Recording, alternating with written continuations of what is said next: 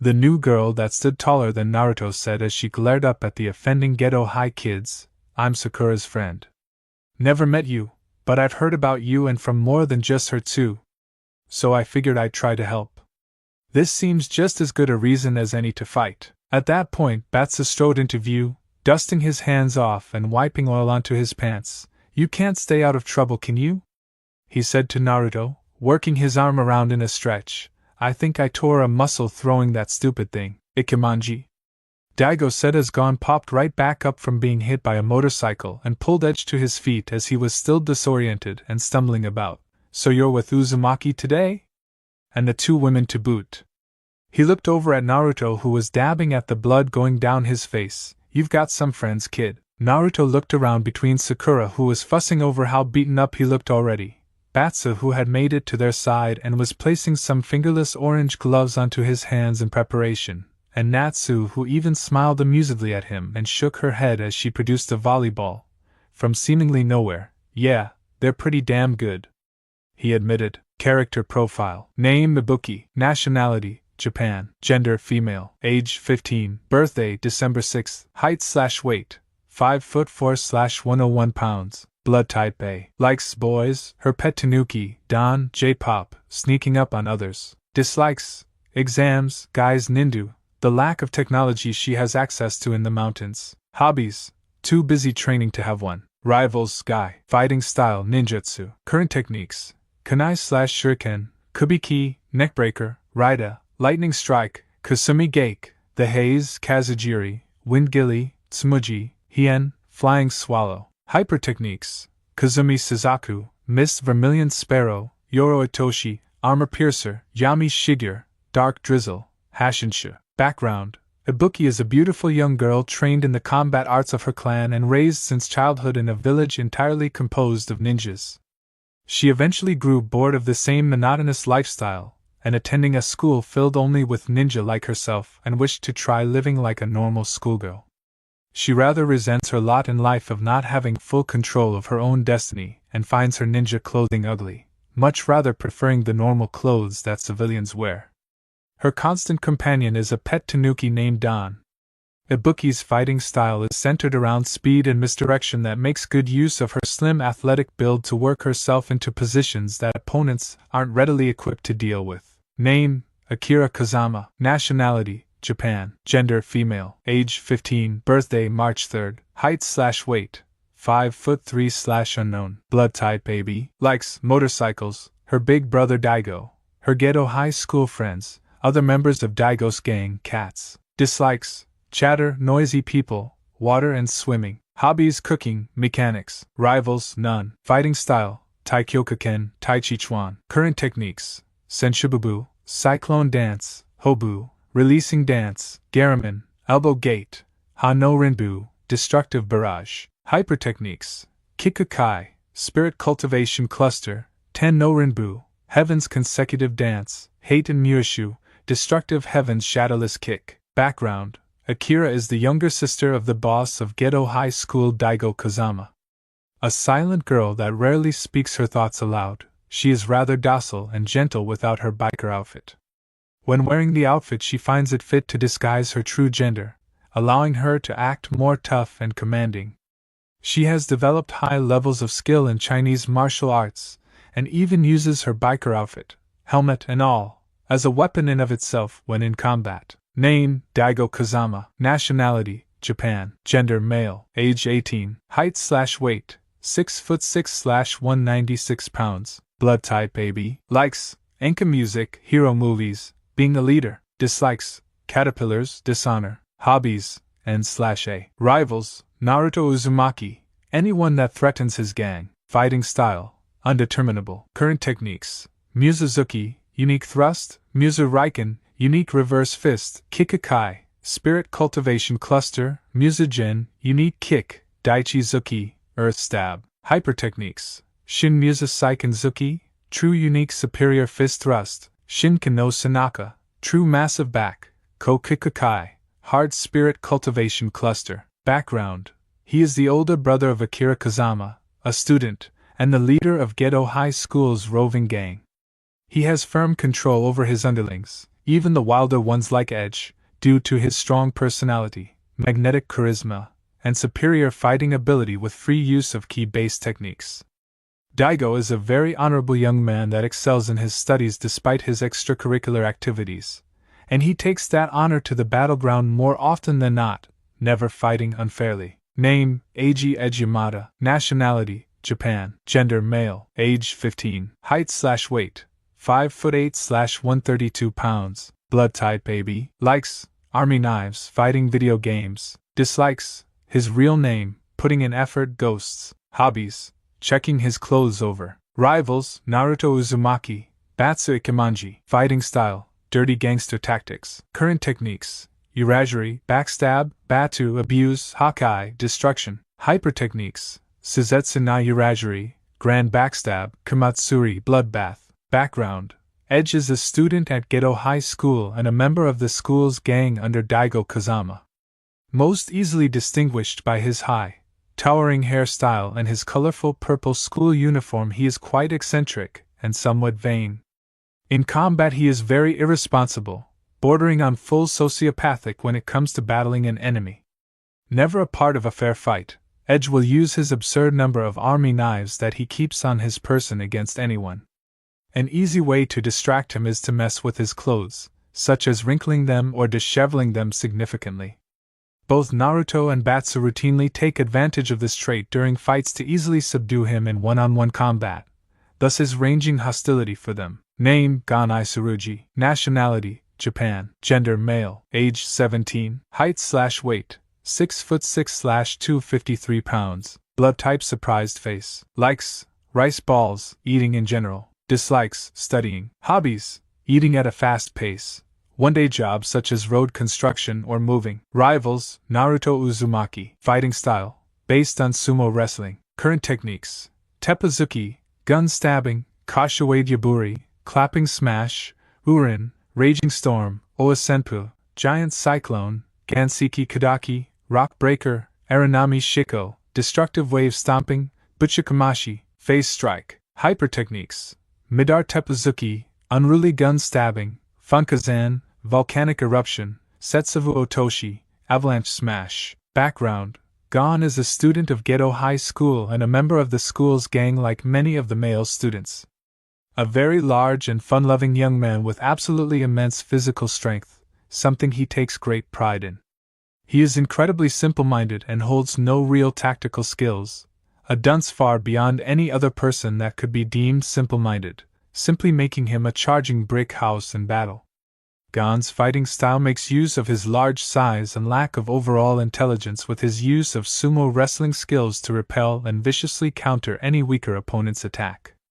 Can take an ungodly amount of physical punishment from his present-day foes and must usually be outsmarted to be defeated. Name: Natsu Ayahara. Nationality: Japan. Gender: female. Age: 16. Height/weight: 5'11" Blood type: B. Likes cake, effortful people. Dislikes: liars, people that bully the weak, little bugs. Hobbies: volleyball, fighting with Batsu, cooking. Rivals: Sakura Kasagano, friendly, Batsu Ikemanji, friendly, Shoma Sawamura, friendly. Fighting style: volleyball. Current techniques: Jiken serve, soulful serve, Subari Jushin, sliding receive, Kaiten Jushin, rolling receive, Kenzen Fusagu, perfect block, Taken spike, intense spike. Hyper techniques: Makyu Tenju serve, magical ball ceiling serve, Hayakudatsu, fire serve. Background: a student of Gorin High School and a childhood friend of Sakura Kasagano, Natsu is something of a tomboy, acting more like a boy in many cases than a girl. Added on to her sharp personality and imposing height for a girl, and many boys find her rather intimidating, though her actual personality is more of a sisterly figure than anything else. A fighting buddy of both Batsu and Sakura, Natsu is rudimentarily trained in hand-to-hand combat and is knowledgeable in the use of ki, though she uses these things with her own twist. Natsu's fighting style is mostly dependent on her volleyball skills, with her using an actual ball as a medium for many of her attacks. "Why are you here?" seemed to be the only thing that Naruto could say at the moment, as he had repeated himself well over 12 times already. Each time sounded more desperate than the last. "For the love of Kami, why are you here?" He had been sitting in class and then suddenly found himself called out to the front of the school to be checked out immediately. Now who on earth could check him out of school? He didn't have any guardians or anything of the sort, and then he saw 3 people standing outside of the front gate right by a limousine, and this brings us to the current situation. Why are you here? Why the hell are you here? Naruto kept stressing repeatedly as he stood in front of Karen and her entourage Shibazaki and Ishizaki. I have school dash. Man, I never thought I'd use that as an excuse for anything before. It made him feel dirty to try and do so. Excuse me, Uzumaki-san, Karen said, though she didn't sound apologetic in the least, but I pay you handsomely, thus I own you. You do remember the terms of our arrangement, don't you? You fight and climb the rankings and I will make sure that you are very well compensated. She smirked and laughed with her hand covering her mouth. I more or less own you if you remember correctly. First of all, nobody owns Uzumaki Naruto. Naruto replied, crossing his arms stubbornly and squinting his eyes at her. They rent him. At best they lease him. But definitely nobody owns him. Second of all, don't you have school? I am tired of my school. Karen stated dismissively. I've had Shibazaki look into moving me to a different one, a transfer. Perhaps this one. She ignored the look of pure horror on Naruto's face and turned to walk back towards her limousine. Well, come on then. We are wasting precious time. With a snap of her fingers, Ishizaki's hulking form picked a catatonic Naruto up and carried him to the back of the limo before getting in the front with Shibazaki. XXX, what wonderful weather for a day trip, Karen stated brightly as she and Naruto rode in the back of a chopper with Shibazaki and Ishizaki in the front. Naruto was sitting next to her in his fighting equipment, marveling at the sight of Japan from the air. Don't you just love taking your days off to travel? It's Thursday, Naruto replied glibly, only souring his mood for a second before childlike interest took over once again at the view. He was ignoring the fact that Ishizaki had made Karen tea while they were in the chopper and wondered how she was drinking it so evenly and gracefully. But he just chalked it up to some whole rich girl home training kind of thing and let it lie. For Karen, though, it was so interesting watching how commoners like Naruto took to the things that someone like became used to years ago. Flying in a helicopter was really no different to her than catching a train was for Naruto. But the time for that was over, as it was time to make sure her little vanity investment began to pay itself, or himself, off. Let us get down to business, shall we? Karen said, crossing one leg gracefully over the other, getting Naruto's attention away from looking outside to look upon her instead. I have given you ample time to get your affairs all in order and get used to the idea. Now I want to begin seeing some results. You will begin fighting within the top 20 Japanese fighters listed on that site immediately. Are we clear, really? Well, she did kind of have a point as far as Naruto was concerned. It had been over a month since August when they had struck the deal. September was in full swing, and it was almost October. If he was her, he would have wanted something done by winter as well. Well, where are we going, boss lady? Boss lady, how boorishly delightful. At least he was aware of who was signing the checks here, taking a sip of her tea and sighing in contentment at its taste and the fact that Naruto seemed to be on board with the whole thing. Karen only then began to explain, to Tokyo of course. Many of the greater fighters Japan are hard to locate. But I found one that should stop the speculation of if you are deserving of being ranked or not. This is where we are headed now, and you had to pull me out of school for this? Would you rather I used your one day off on Sunday? Touché. The two sat in silence with Karen continuing to drink her tea and Naruto making sure he had his phone with him in case someone called him. He held back a laugh as by now he had gotten several worried text messages from his friends wondering if he got abducted or something, since they knew he was a ninja and a mercenary to boot. Eventually, after responding to his friends and scrolling through his contact list to look at Karen's number, he shrugged to himself and raised his phone to take a picture of her in between her refined-looking sips. He smiled when he saw that it was actually a good picture and captured who she more or less was. Satisfied with his phone picture, Naruto placed it as the picture that would come up whenever Karen called him and looked up at said girl who was giving him an amused look of interest. Feeling like he had been caught doing something he shouldn't have, he went to explain, "Hey, I kind of have a picture of all of my friends by their numbers in my phone. I didn't have yours, so we are friends to you." The smirk on Karen's face never fell as she asked her question. And you believe that I would freely associate with a commoner to that extent? He wasn't sure if that was a trick question or not, so he just answered it earnestly. Yes? You're not just my boss, and I've had way worse friends than you. It was true, he had worse friends before. Karen had never even really done anything to hurt him outside of fighting him the one time, which was more fun than dangerous.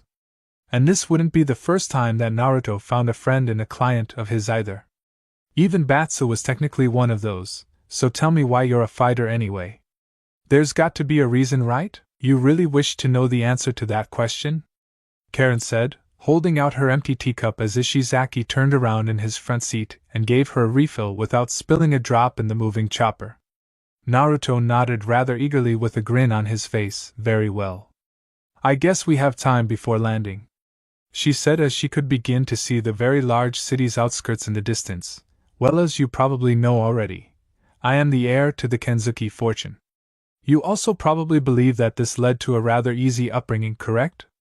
When she saw Naruto hesitantly nod, she smirked. You would be sorely mistaken on that front then, Uzumaki-san. You can call me Naruto if you want to, Naruto said before raising an eyebrow in confusion. How was it hard though? Calmly taking a sip of her tea as if the answer didn't matter, Karen addressed it. Oh, well, simply put, my father wanted a boy to inherit everything and wound up with me. I would like to say that he was not completely displeased by my gender, but I would probably be lying to you if I said as much. Ism against his daughter? That wasn't cool with Naruto. Ism in general wasn't cool, as he knew more than a dozen women that could knock his teeth out on any given day, Karen included. That's messed up, Karen. But that doesn't really tell me much. I was not done, Naruto-san. You are quite the impatient one even when I am volunteering to tell you this story, Karen said, chiding Naruto in a way before continuing. Father has put up multiple tests in my path to deem me worthy of receiving my inheritance. When I was 9 years old, I was left in a forest miles away from any property that we owned with a mere pittance of food and water. I was told that if I did not return safely, I would be disowned. I did this in 4 days when it took my father 2 weeks. That's some forest of death crap, only without the giant deadly animals and plants. What was that? Nothing, keep going. Karen looked at Naruto suspiciously, but did as instructed, making sure to note this forest of death place. Perhaps it is where he received his training? Shoving that to the back of her mind to look up in a world atlas later, Karen did continue on with her tale. The next one was simply a display of my superior charm and beauty. I was to charm a minimum of 5,000 of the world's gentlemen, or I could never receive the inheritance. Wow, that was also very messed up. And it just had to beg the question. Naruto just couldn't help himself. And you really got that many? You know that you're like 15 years old, right? Even if you got one a day, that would take like a lot of years. Math was not really Naruto's strong suit. That is what galas and multiple other social gatherings are for Naruto-san, Karen said with a babying smile, patting Naruto on the cheek. At this point I am at 3,296. Is that correct, Shibazaki? She asked her steward who was flying the chopper. Uzumaki-san makes 3297, Kenzuki-sama. Naruto frowned at the pilot/steward/man of many talents. She didn't charm me. I've charmed you into my service, Karen reasoned nonchalantly with a confident smirk. So yes, I have indeed charmed you, Uzumaki Naruto, number 3297, even if it is not what you would consider charmed. Still, there is plenty of time for that as well. Eventually you will fall for my beauty as well. She flipped her hair back once haughtily. Commoners often want what they cannot obtain. Right, Naruto said skeptically before shooting a glance at the city of Tokyo. He had seen it from above a few times before due to other times he worked in Tokyo for Karen. But he wondered how it looked at night instead of in the daytime like it currently was. Your story? Yes, where was I? Willing to leave the topic of charm where it was in order to continue talking about herself, Karen carried on. Oh yes, and the latest test was just last year, as a matter of fact. I had to stop a stampede of 50 bulls all by myself. Bulls? Naruto remembered his own run-in with bulls right before the final round of the Chunin exams.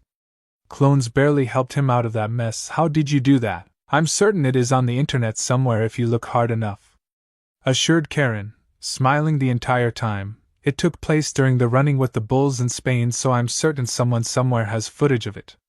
And he would definitely be looking for it later the moment he was free. Once again, all of this was very messed up, and it still confused Naruto about why he was doing this for Karen. So why exactly do you want me to do this again? I'm confused. You're strong, and from what you just told me, you're stronger than you showed me when we fought, to defeat the best fighter in the entire world, of course. She then pointed expressively at Naruto for added emphasis, which will be you, I might add. It is the entire reason I am your manager. Yeah, I kind of get that, Naruto said with a confused expression on his whisker-marked face. But why don't you just fight your way up through the rankings yourself? I'm sure you could do it. A laugh came from Karen as she shook her head, seemingly at Naruto's naivety. Why does it matter how the job is accomplished as long as the proper results are achieved? If by defeating you after you have defeated all other obstacles in my way I can attain the same thing that I otherwise would have had to struggle endlessly for, then why would I not take that course of action? All you need is victory, Naruto-san. It doesn't matter how you obtain it. Sitting back in his chair, Naruto started tying his Konoha headband around his head tightly to prepare for the eventual disembarkment from the helicopter, and remembered his own thoughts on becoming Hokage in Konoha one day. I don't agree with that, Karen. The journey to get to what you want is important too. If I actually do end up being the best fighter in the world, it'll be because I was prepared for it, because I grew into it. But you're the boss. You don't really care what I think, do you? Gasp, you think? In a feigned surprised manner was the first response that came to Karen's mind, but she thought better of it while she was drinking. It wouldn't do to have him upset at her at the moment. There was still travel that needed to be done, and then they'd have to fly back to Ohura City later, thus changing her response. The ideals of the middle class mean very little to me. Apparently having no shame in openly admitting such, Karen continued to drink her tea as they flew towards a helipad situated on the top of a skyscraper. I hope that you are ready to take your first step up the ladder, Naruto-san. XXX. Afternoon, Ohura City, Sakura's house. In Sakura's living room, she sat on a couch next to Kei and Ibuki, who wound up being friends with the two of them by way of Naruto over the past 2 weeks that she had been a student in their school. At the moment, Sakura was in a very good mood due to the fact that she was playing video games with another person and happened to be winning for once. You are the second ninja I've ever had in my house, and you're by far the worst of the two at video games. I've never played before. Give me a break. Ibuki complained in vain as Sakura had already stomped her several times straight in a fighting game that she had retired from playing since she herself found herself repeatedly being decimated by her little brother, and by Naruto, and his well-trained hands. Oh damn it! She said as Sakura knocked her out once more. Kei shook her head in amusement before addressing the kunoichi in the group of girls. So how do you like going to school at Tamagawa Minami High? You're adjusting way better to school here than Naruto did. We thought it was just something that he wasn't used to since he was a ninja, but now after seeing you pretty much fit right in, we know it was just more of him being weird. I'm not a ninja like Naruto, Ibuki said, remembering watching Naruto fight. They used the same weapons, but other than that there wasn't much they had in common other than the speed and general philosophy. But I love going to school here. No random ambushes from teachers trying to make sure we stay attentive, and there are so many cute boys in this town.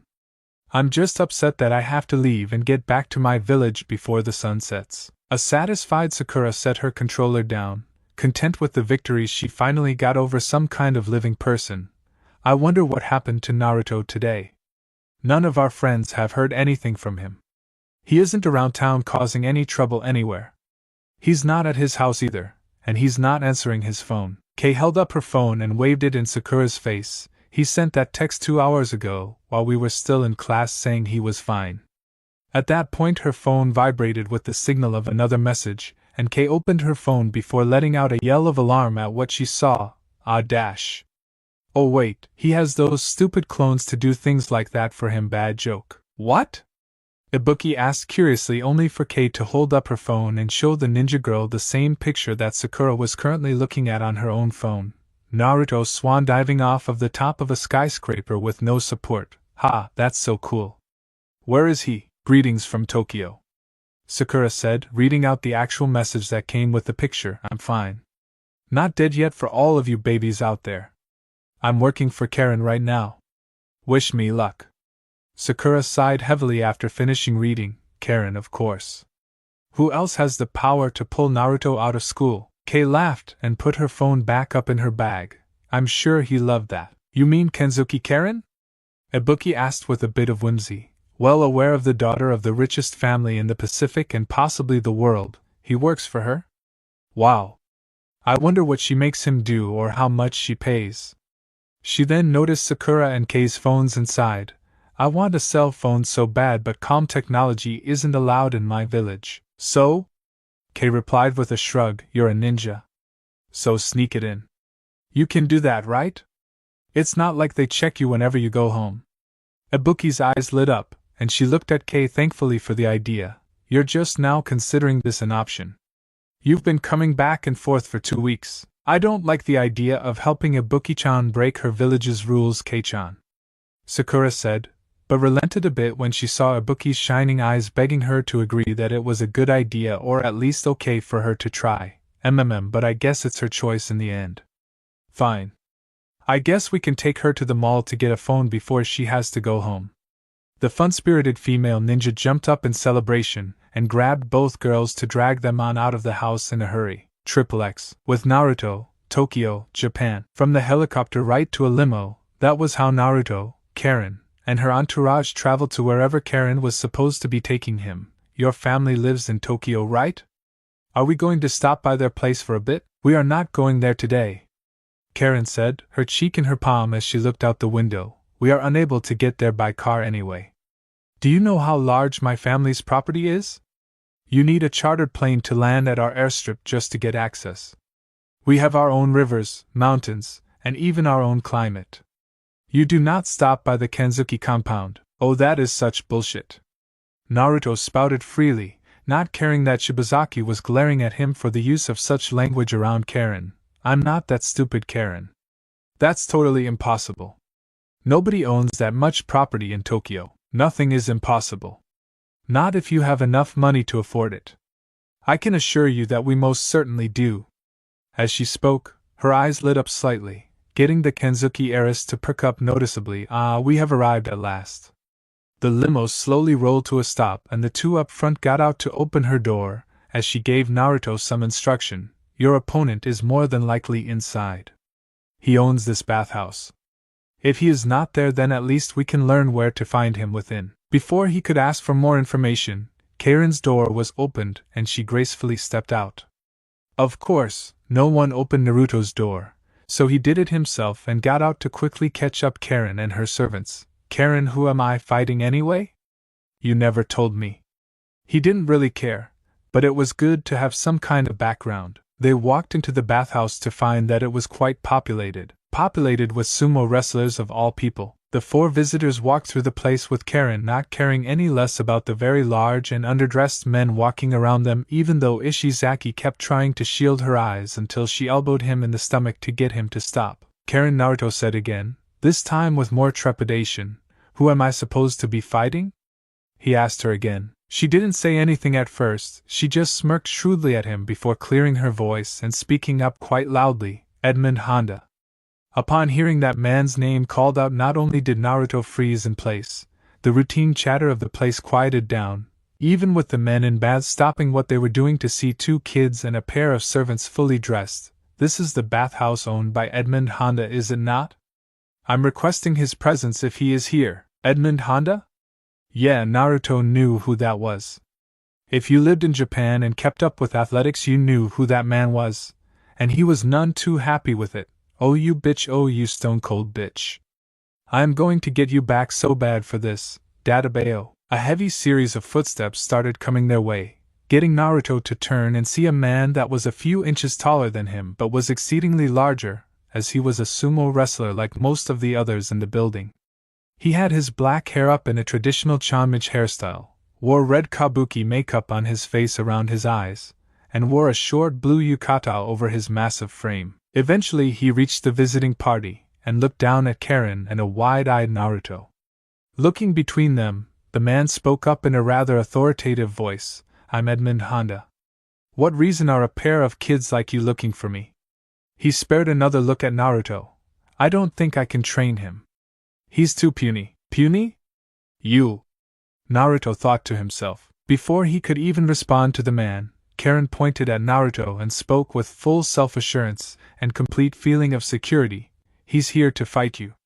Good luck, Naruto-san, she said as she and her entourage moved out of the way and got out of the vicinity. I'm here to what him.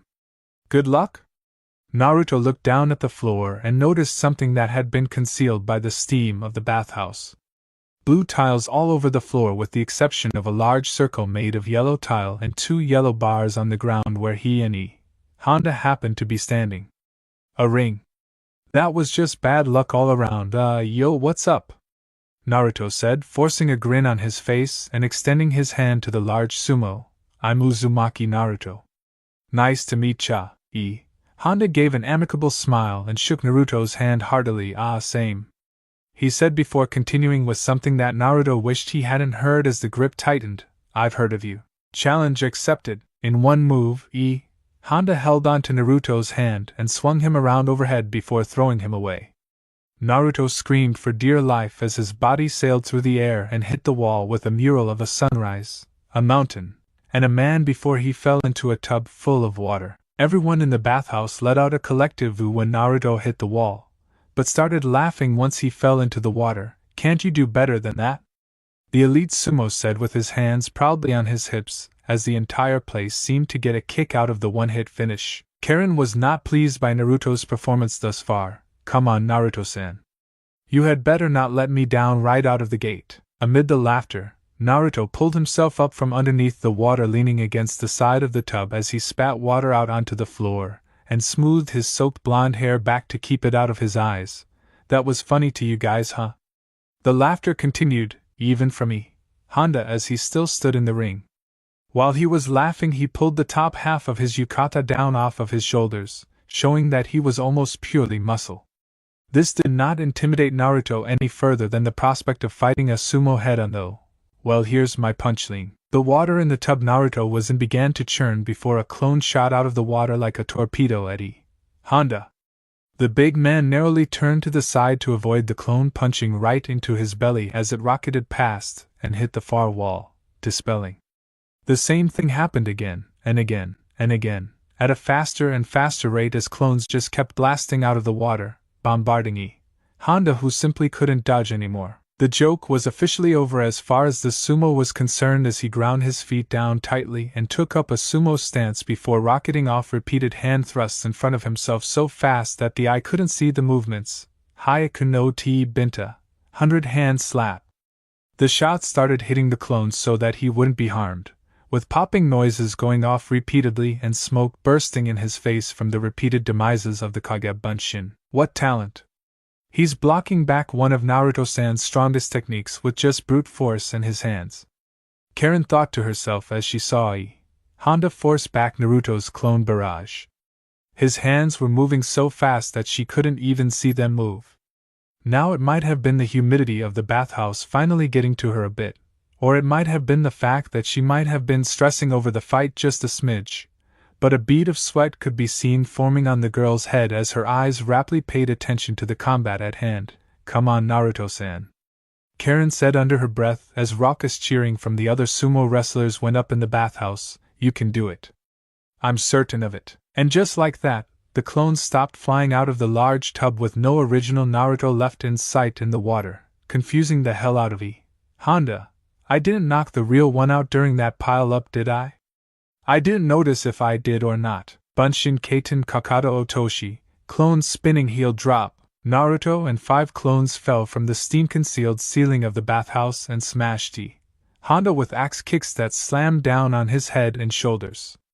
While his Uzumaki Naruto Mugen Rendan, Naruto Uzumaki Infinite Combo, didn't bear him any fruit, Naruto didn't miss a beat in return as the original that struck Honda in the head with a kick landed first and lunged at the huge sumo without fear, striking him in the face several times. Being forced to leave his feet each time to deliver a significant blow to the most vulnerable place on his body in Naruto's opinion, the head, instead of his large stomach. But each shot smacked audibly off of the large man's head, and put a concerned hush over the bathhouse. moving in towards Honda as he had him on his heels now. Naruto was stopped cold from continuing his barrage by a slap to the side of the head from a massive hand that he swore busted his eardrum and knocked him to the ground on the slick tile floor. Seeming to get angry at their creators being stricken, the clones attacked again with a vengeance. But Honda's defenses were back up, and the best they got out of the exchange were a few punches and kicks to the body, which might as well have been them hitting sandbags, he was so thick. With a few sweeping arm swings, the clones met their demise, but in the end they brought Naruto enough time to stand back up and even to freely stumble around to regain his equilibrium as he bled from his ear to signify his busted eardrum. "Why is one so young seeking out a battle against me?" Honda figured to ask as he charged a wounded-looking Naruto down, only to be surprised by Naruto's raw speed and ability to adapt to his injury, not knowing that Naruto had a demon within him that had already restored the portion of his inner ear that kept his brain balanced, even if he still couldn't hear out of that ear. Rasengan, spiraling sphere! Naruto slammed the spinning blue orb into Honda, though he got his very large arms up to block a lot of the blow. Still, he was propelled away from Naruto like he was hit by a truck and smashed into the tile wall of the bathhouse. "Because my boss lady told me I had to." Naruto responded belatedly, with the blood at this point mixing with his sweat to make the injury to his ear look far worse than it actually was. However, Karen was not concerned with Naruto's well-being if he was still able to fight on that level. I do not even know if he realized that he just utilized a brilliant strategy.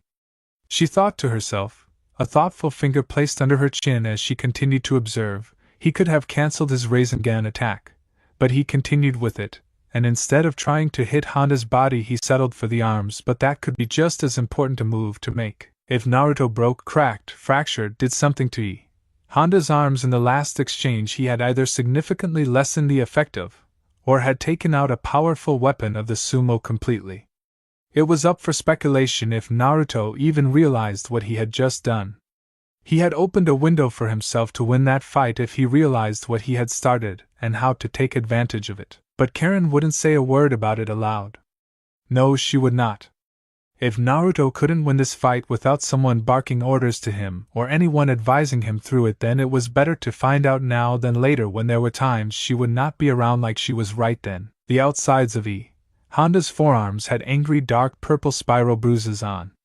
Telltale marks of what could have occurred if he hadn't blocked Naruto's attack. He pulled himself off of the broken pieces of tile wall as they fell to the floor and stared Naruto down before letting out a chuckle. "Strong, you're very skilled." He spared glance to Karen and raised an eyebrow before returning his attention to Naruto. "And you've chosen quite a lovely young lady to undertake such an endeavor for.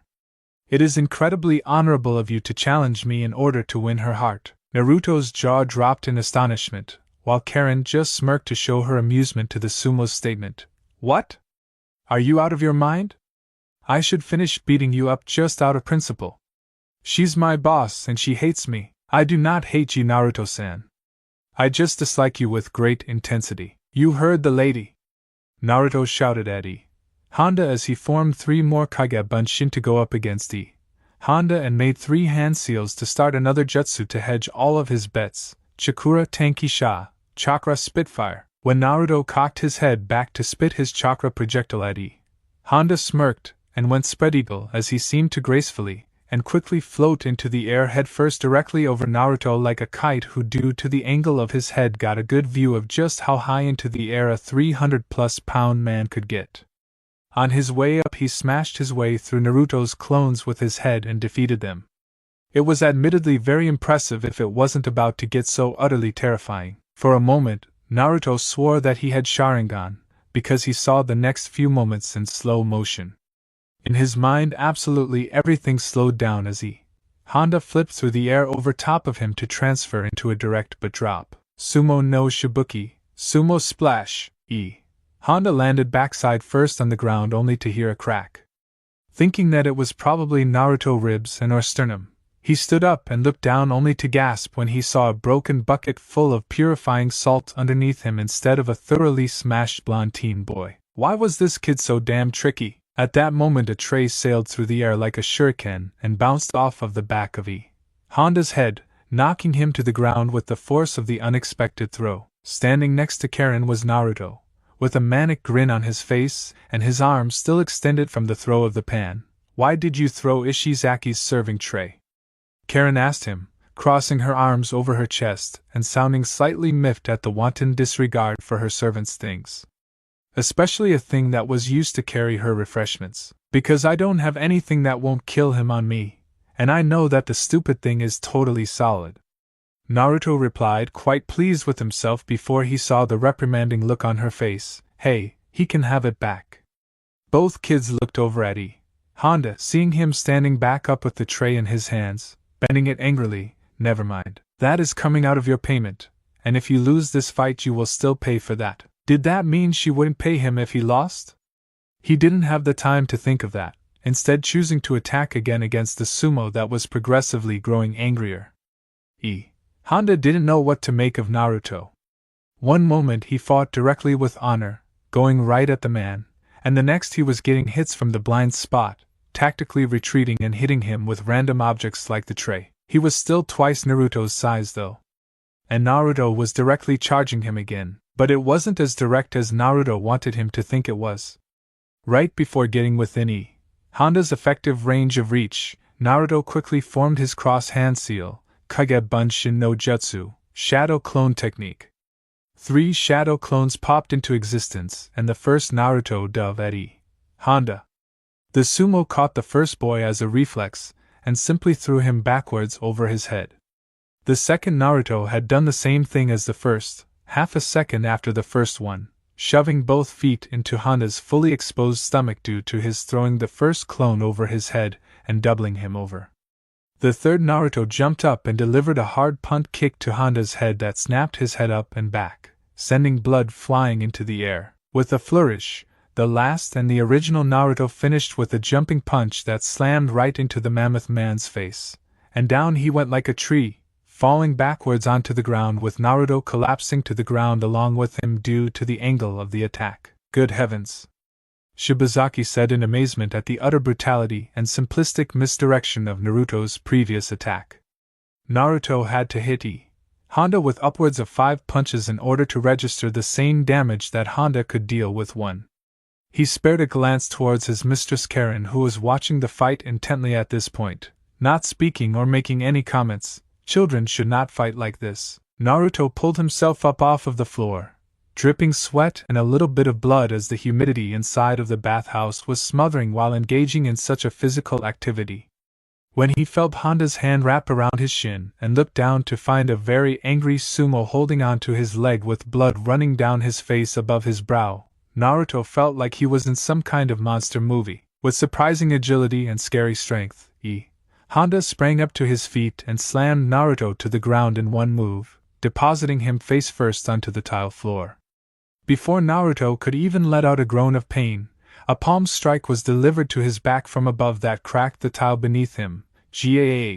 Oicho Najuru, Oicho throw!" Honda muttered as he pulled his hand off of Naruto and grabbed him by the back of the collar to lift him off of the ground. "That wasn't bad at all. You've done very well for yourself. Go home. Heal up. Fight again another day, little one." He heard Naruto mumble and slur something under his breath that he couldn't hear. What was that? The slurring was just a feint to get Honda to put his head closer to Naruto's mouth in order to hear him better. "Chakura Tankisha, Chakra Spitfire." The blast radius exploded off of the side of Honda's head and in Naruto's own face. But the sumo dropped Naruto to the ground, where he landed on his feet with pops and cracks of his back that showed how unhealthy he happened to be at that moment, and that it wasn't all just acting. A sneak attack from Naruto's move left scorching injuries on the entire right side of Honda's face, knocking his hairstyle out of place and forcing him to stumble back. Both of his eyes bloodshot red from the concussive damage of the chakra shot bouncing and exploding off of his head. Naruto formed one Kage Bunshin that was crouching, its back in just as bad shape as his. But it was able to do its job as Naruto held his right hand to the clone and both of them formed a denser, considerably bigger Rasengan between them. Honda was not willing to try and block again. With the two clones holding the dangerous-looking orb, he set himself in an intense sumo stance preparing for Naruto to make his move. Naruto stood up and he and his clone ran forward to charge Honda down, who responded by shooting his hands out at Naruto in a blur, preparing to overwhelm him. Hyaku no te binta, 100-hand slap, Odama Rasengan, Great Ball Rasengan. The large ball of chakra hit against Honda's rapidly thrusting hands with the sound of a belt sander. Even though he stood upright, Honda's entire body started sliding back as if he was a sled on an icy slope. With a mighty final yell, Naruto drove Honda into the wall with an explosion erupting from that spot and debris from the tile flying everywhere. Karen couldn't help but smile as she heard a pained grunt come from the place where Naruto and Honda had hit the wall, and she saw that Honda was sitting against a crater in the wall, his arms visibly broken with the top layer of skin from his hands to the elbow mangled like tissue paper. Breathing heavily, Naruto looked down at Honda. You're strong, but don't ever underestimate me, he said before turning and walking out of the bathhouse, holding his back and hoping that it would only take an hour or so for to slip his vertebrae back where it was meant to be from its slightly askew state. He stopped when he heard Karen clapping from where she had been standing with her entourage and took a moment to point at her. Don't ever Verto that again. With a huff, Karen watched as Naruto walked out, silently whining about his back, swearing he slipped a disc or two as he went outside into the early evening air. And just what is he so upset about? She asked Shibazaki and Ishizaki, who was cradling his bent-up serving platter like something precious. He won, didn't he? XXX. 2 days later, Aohura City, arcade. Are you still mad at her team? Batsu asked Naruto as he was seated and turning the wheel of a racing game. The two had met up after Batsu's school let out to do something random, mostly because Batsu had not heard the story of Naruto going to Tokyo to fight one of the most famous sumo wrestlers in the entire world in its entirety. I don't get it. You won. That Kenzuki Karen definitely isn't the nicest girl I've ever met for sure, but I don't get why you're still pissed off at her. When she said she wanted me to start winning fights, I didn't think the first person she'd make me go up against would be that famous. I actually knew who this guy was without being told first, Naruto said, leaning against the racing chair of Batsu as his friend fell into 4th place. I can still feel the guy cracking my ribs. Batsu was listening, but he didn't seem to be caring too much or seeing the problem. Yeah, I don't see what the problem here is. You just gotta win inside of the top 10 of that site's last listing. Be happy, have a Coke and a smile, and shut the up. Okay, Naruto said, with his eye twitching, wishing that he could kick the chair hard enough to dislodge Batsu without breaking the damn thing. Would you fight Honda right now? What am I fighting him for? Nothing. Naruto replied, you're not fighting him for anything. He didn't do anything to you, you're fighting him just because. And he's coming to take your head out, by the way. A scoff came from Batsu at the rather obvious answer. A street punk? The argument could be made that Batsu was one, but crazy enough to fight the number 7 ranked street fighter in Japan for nothing? Absolutely not. Hell no, I wouldn't fight him for no reason. I like not going to the hospital for stupid reasons, thank you. That's the point. Naruto stated with a slight kick to Batsu's racing chair as he made his way to another machine and put in his coins to begin playing a side-scrolling beat-em-up game. I don't like surprises like that. If that's how it's going to go every time, then I might as well tell Karen that I'm going back on the deal right now. I was not aware that ninja quit their missions. Batsu's head snapped around and he crashed his game car once he heard the female voice, seeing Karen standing there with her 2 attendants. Naruto, on the other hand, hadn't turned around at all, but he did have a bit of a scowl on his face. How'd you know I was here? Naruto asked without turning around. Deadpanning a look at Naruto, Batsu responded instead of Karen. You stick out like a sore thumb, and you hang out in specific places. You're not as hard to find as you think you are, team. You have been skipping school ever since your last victory, and you haven't picked up your business phone once. Karen stated, walking over to the arcade game that Naruto was playing, her eyes drifting towards his hands and wondering what he saw in such a thing. Are you still upset with me? I paid you immediately upon our return to my dash. It's not the money, Karen. Naruto snapped suddenly, not caring about the game any longer and walking away from the machine altogether. You threw me into a fight with one of the most dangerous guys in the world, and you didn't even tell me. I went in cold. What am I? Are we actually friends like I thought we could be, or am I just some asset? He saw her open her mouth and cut her off. if you give me that I'm a commoner crap, I swear we will be fighting right here. Batsu wasn't expecting Naruto to just take off and was prepared to follow after his buddy. Naruto, where are you? He stopped trying to go after him when he saw Naruto turn his head towards him and shake it. Sigh, alright. I'll call you later then. For once, when dealing with Naruto's hot-headed personality, Karen wasn't smirking in good humor out of intentionally trying to push buttons. It was easy to get Naruto to overreact, but he never legitimately flipped out before. I was simply separating business and personal affairs. You are a ninja, why can't you? Because I can't do that with friends. I won't.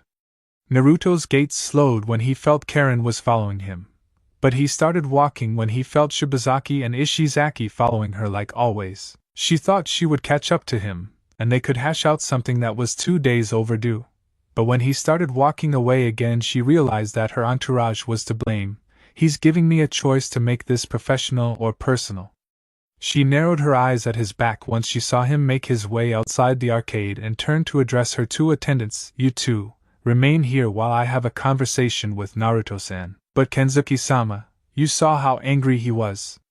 If he attacks you, Shibazaki started to say until a sharp glare from Karen cut him off. If he attacks me, you would only be good for a human shield in that situation, Karen said, turning to head outside after Naruto. Naruto-san would rip you apart like stationery in 3 seconds or less.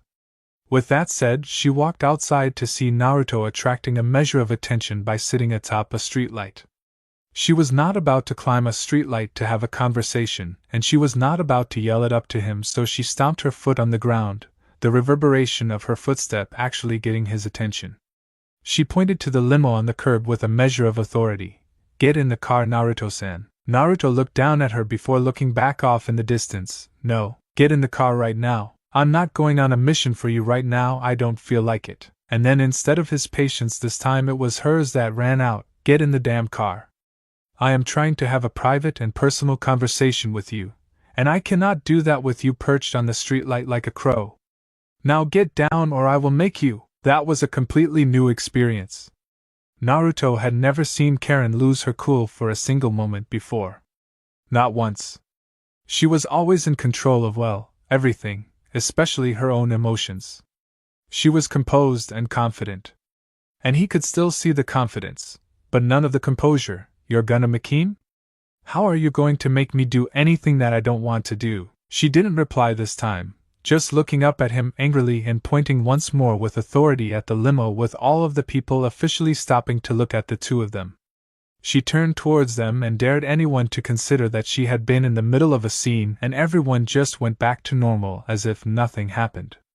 Sparing one last intent glance up at Naruto, she opened the back door to the limo and got in before shutting the door. Sometimes I hate my job. Naruto dropped down from the streetlight and onto the sidewalk where he got directly into Karen's limousine and saw her sitting towards the back, her arms crossed over her chest, a leg over the other that was shaking rather impatiently with her brown eyes staring him down. Climbing into the long seat directly across from her, he sat down and they just sat there staring at each other for a while until Naruto spoke up. Well, I am just taking a bit of time to think, Karen said in a terse voice. To think about why on earth you would want to mess up a sure thing based solely off of one bout of miscommunication. I made a mistake, and I freely admit that in hindsight. Perhaps I was impatient, but the way you reacted in return was childish. He opened his mouth and this time she cut him off, something that is not expected or encouraged in an assassin and a mercenary, no matter what their age. Well, now that they had actually faced off and had a bit of a blow-up between them already, it felt like the air was cleared a bit, and Naruto didn't feel so uptight anymore. You're confusing me.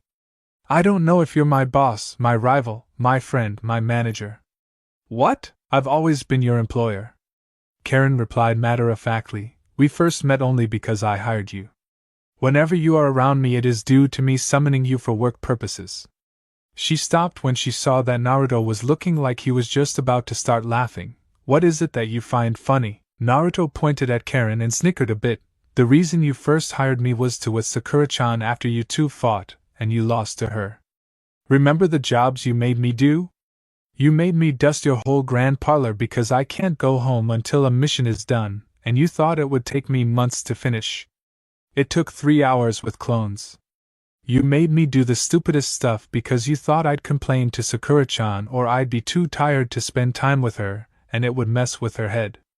How'd that work? It didn't, Karen said, remembering with a bit of a smile how efficiently Naruto handled every single stupid and seemingly insurmountable chore she gave him back when they first met last year. He'd complain a bit about how he was supposed to be a killer, and then he'd clean a massive part of her home full of nooks and crannies and knickknacks, or wash and wax all of her vehicles, or run the stupidest, most obscure and cumbersome errands in Aohura City for her, and he would make it look easy. Eventually she simply stopped trying to get to him to get to Sakura and started legitimately hiring him instead of just trying to mess with him. And your jobs haven't been actual jobs for the last 6 months. It might as well be me just hanging out with you, Naruto said, leaning back in his seat with a grin as he had a point to hone in on. As a matter of fact, that's all they are. Me and you hanging out, or me getting back at somebody for you. Nonsense, not really. Naruto was really getting insistent in his point, and his own mind he was gaining momentum. Before this whole fighting business started, do you remember the last 5 things you hired me to do? Karen looked away from him out of the darkly tinted windows but nodded regardless. Yeah, you do. How is riding with you on your yacht a mission? Who knows what could happen at sea? A ninja like you has survival skills. You were useful. Yeah, for fishing, diving off of your sail, and watching you tan all day long. Despite the sarcasm lacing his voice, that was actually a very good day for Naruto. Very relaxing. Okay, well, what about going shopping with you in Tokyo? It was annoying as hell after a while, but that's not a real mission. It was in case of protection. You're the last rich girl on the face of the planet that needs to be protected by anybody, and you know it. Naruto said as he could see Karen's face beginning to turn red and decided to go in for the kill. Admit it. The only difference between me and a hooker at that point was that hookers actually got dash. Alright, Karen finally exclaimed, kicking Naruto in the shin to get him to shut up as her face was atomic red at this point due to the inflection of what he was about to say. I understand your point. I will admit that they weren't conventional jobs for a mercenary. Feeling like his point was proven, Naruto nodded astutely. Yep. They were things I'd do with a friend. And all I have to say about that is that if you wanted to hang out with me, you never had to pay me to do it. You're in the friend phone, not the business phone, see? He reached into his pocket and pulled out a piece of crap, outdated by 10 years prepaid phone with only 10 minutes left on it, business. He then pulled out his other phone that he bought to spoil himself earlier that year, and showed Karen her contact info along with the picture he had taken the other day. Friend. And friends don't treat friends like cockfight roosters, so they were friends. Out of an entire world full of people that would her ass once they learned of who she was, she had met some people that didn't care that much about such a thing, and here was one. While she may have resented what she saw a lack of respect from people like Naruto, and to a far lesser extent Sakura, they were the closest people to her outside of Shibazaki and Ishizaki. But I knew that you could win that fight. Karen argued in return. You can try to hold back all you want to against your friends and against me, but I know that you are more skilled than you appear. If you look past the idiocy, the flagrant arrogance, the stupid look you have often on your face, if one can look past these things, then it's clear that you are a fantastic fighter. And I want that fighter to become the best in the world so that I can beat him. Yes, she just insulted him several times right to his face without missing a beat, but that was who Karen was, and Naruto had accepted that months ago. She was brutally honest if nothing else, and sometimes that came off with her seeming like something of a haughty, stone-cold bitch. She was most certainly not stone-cold though, as evident by her next action. Fine, it seemed like Karen was accepting that if she actually wanted Naruto to remain cordial to her, she had to treat him differently from someone that she paid, because even though she paid him too, it was not because he needed the money. I suppose I will warn you well in advance the next time instead of acting so hastily. Good. Naruto chirped brightly as they had come to an understanding. I always knew you were a good girl, Karen. I keep telling people but they don't belie dash. But... cut in Karen, moving right in front of Naruto to hold up one finger between herself and him. I still expect you to do as I instructed of you. At the beginning of the new year there will be a rather large open tournament. You will enter, you will win. Understood? In a defiant manner, Naruto stared Karen down as she was barely a foot away from him in order to assert her point. It seemed to be a standoff that seemed to be happening more days than in the past nowadays, but one with no real malice behind it. It was more or less Karen's way of saying, "Do what I say or no money for you, and I'll find some way to make you miserable after you refuse." It sounded like he had a choice in the wording of her requests, but there really wasn't much of one. However, on Naruto's side of the stare-off, it was Naruto trying to say, "Are you asking me or telling me? Even though it's nice, I don't need your money, and if you try to get me back, don't start something you can't finish." It was the same song and dance as always, right down to the ending. "Okay. I'll fight in it, and I'll win it, all for my vain, prissy boss lady and her money." What was the worst that could happen? It wasn't like there could be too many people out there as tough as Honda that would come to a tournament that was only national at best, right? Good. I'm glad that matter was settled so easily, Karen remarked as she opened the door to the limousine and stepped outside. "Now get out of my car." With that, Naruto climbed out of the limousine and shoved his hands into his pockets as they started to walk away back into the arcade. The air between them was no longer as tense as before, and it felt much better all around. "You're still going to treat me like you own me, aren't you?" It was like everything was back to normal again. Why, naturally, of course.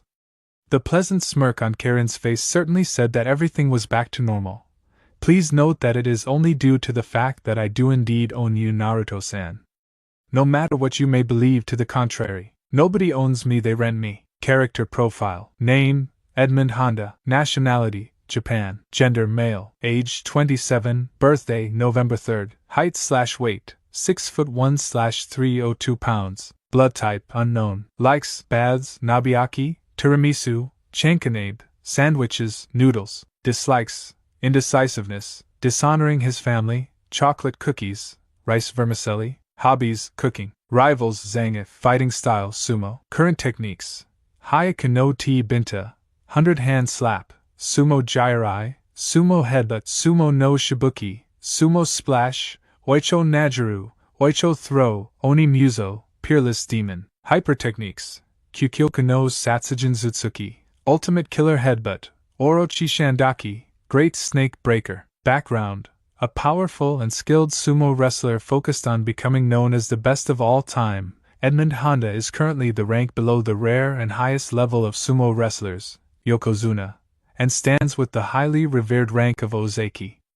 Upset that the world does not view sumo with the same respect and prestige of the Japanese, Honda began challenging fighters all over the world to prove his own strength and to show that sumo wrestlers are among the best fighters in the entire world, one day wishing to achieve the final title of Yokozuna. Time.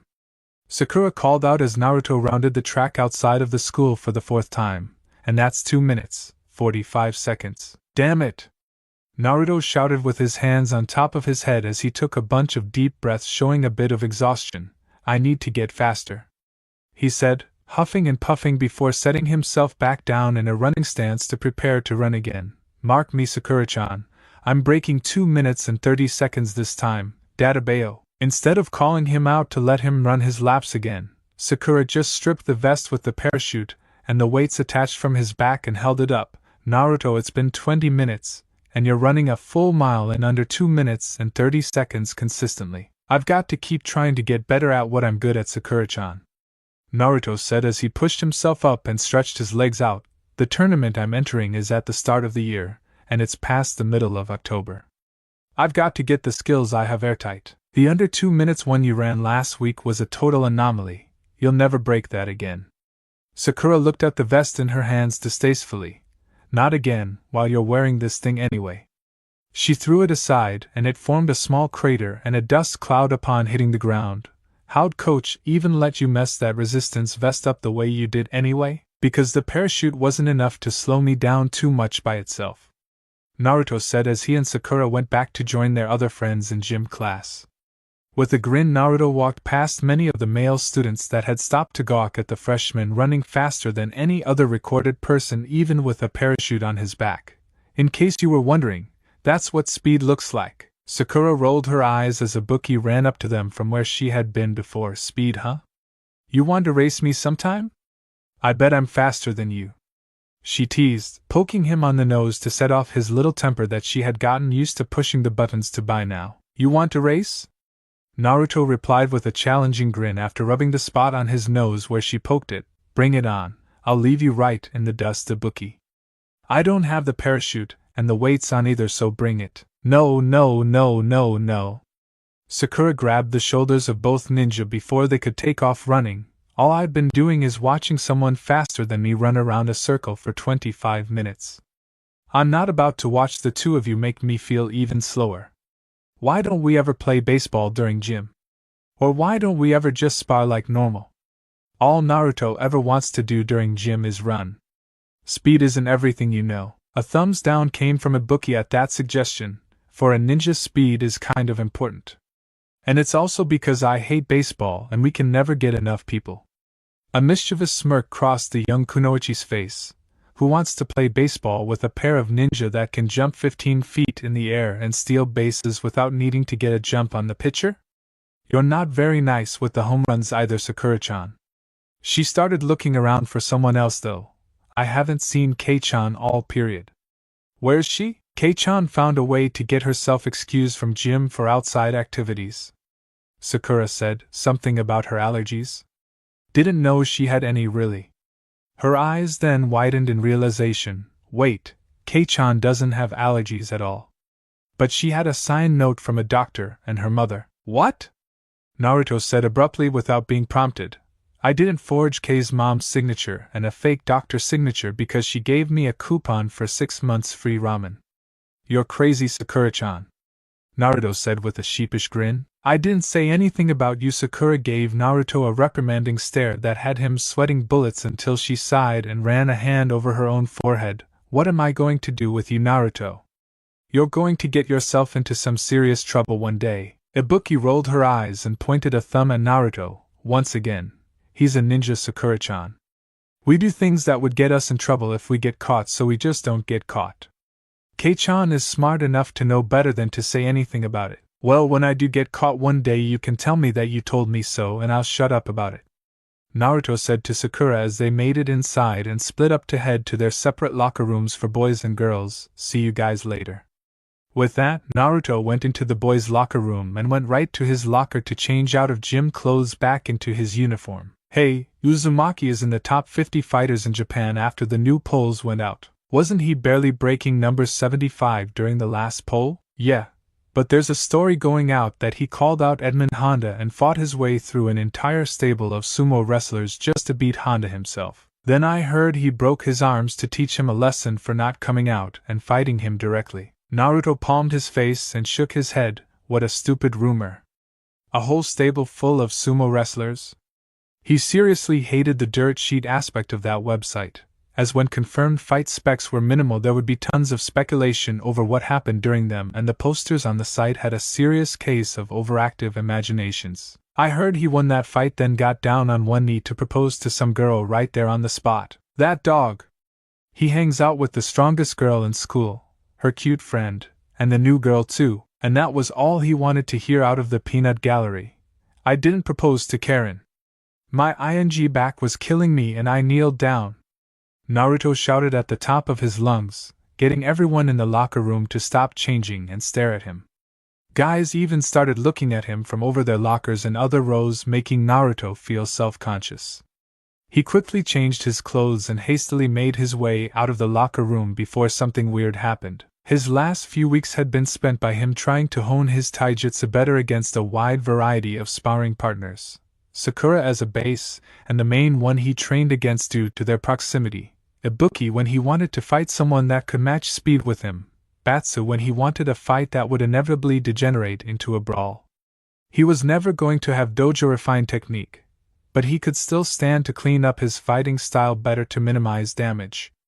Who knew when he fight someone that could potentially punish him like Honda again? An absent-minded Naruto walked out of the boys' locker room and did not notice Ibuki hanging from the ceiling directly above the door waiting on him to walk out. A part of a game they played to see if they could sneak attack the other, and then make sure the other didn't get them back in response.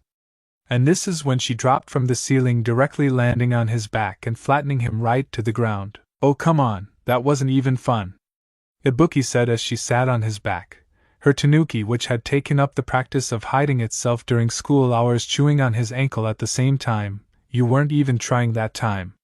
You're so lucky I wasn't an actual assassin.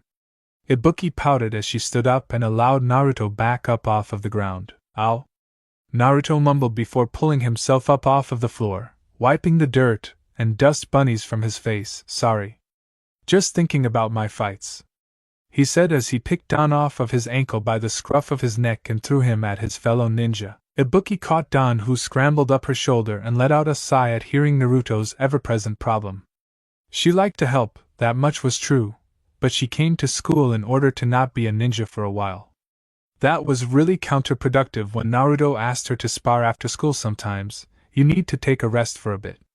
Kanzuki-san hasn't sent you on any fights in a while, so you don't have to be on edge all the time preparing for your tournament. Take a break. Doing what? Anything. Anything fun. Anything relaxing. Ibuki shouted at him as they began to walk outside of the school to go home for the day. What do you do when you aren't working or training? It took Naruto a second to think about it, as it wasn't a straightforward question at all. He wanted to say hanging out with such and such, but no matter who he would more than likely bring up, it usually turned into either a training session, a tag-along on a job, or somehow they'd wind up getting into some kind of fight somewhere. It was a vicious cycle of sorts. Finally he came up with an answer that he felt was appropriate for the situation at hand. Sleep and go to the arcade. When was the last time you went to the arcade? As boring as even that sounds. For weeks? Upon receiving that half-assed response from Naruto, Ibuki just shook her head, ponytail swishing as she gestured for Naruto to follow her outside where Sakura and Kei were waiting on them. Okay, I think we should call an intervention. Naruto doesn't know how to relax. I do too. Naruto responded, sounding quite offended. No, you don't. It's why you suck at meditating. Ibuki retorted, getting a glowering stare from Naruto. Don't give me that look, it's true. You don't know how to sit still for long enough to get anything out of it. You're going to burn out like I did one of these days. She's right, Naruto, added Sakura, who found Naruto's frown fixated on her from that point. You're busy all the time. Ever since I've known you, all you do is just push, push, push. You never give yourself any real downtime. Kids aren't supposed to do that. Hello? Ibuki pointed at herself, referencing her own repeated, non-stop training since youth. I said they aren't supposed to, clarified the brown-haired female fighter, and Ibuki-chan is right. You need to do something calming every once in a while. Oh, that is such a load of crap, Sakura-chan, Naruto said, not paying this conversation much mind at all. That's like the pot calling the ing kettle black. You train every single goddamn day just as hard as I do. When I go home you're still training. I've got to train harder than you because I'm playing catch up with skills that aren't mine. If I don't do it you'll just run away ahead of me, and if you get that far ahead then how far ahead will dash? Sakura defended amicably before Naruto let out a loud groan and cut in. If you finish that sentence with anything involving Ryu, I'm going home, Naruto said, pointing to the rooftops that he just so happened to be prepared to take to in order to split, right now. I'm not even going to listen to the rest of what you have to say. Sakura pouted, knowing that if he wasn't teasing her about Ryu he was probably not even going to listen to anything involving him. He was stubborn like a mule, and if she did he probably would run off. Fine. But this isn't about me, it's about you. Do something to chill out every once in a while instead of just working dash. Like go on a date or something. Ibuki interjected again abruptly. You're a decent-looking guy, Naruto. If you weren't so hyper-focused on fighting all the time you could probably get a cute girlfriend.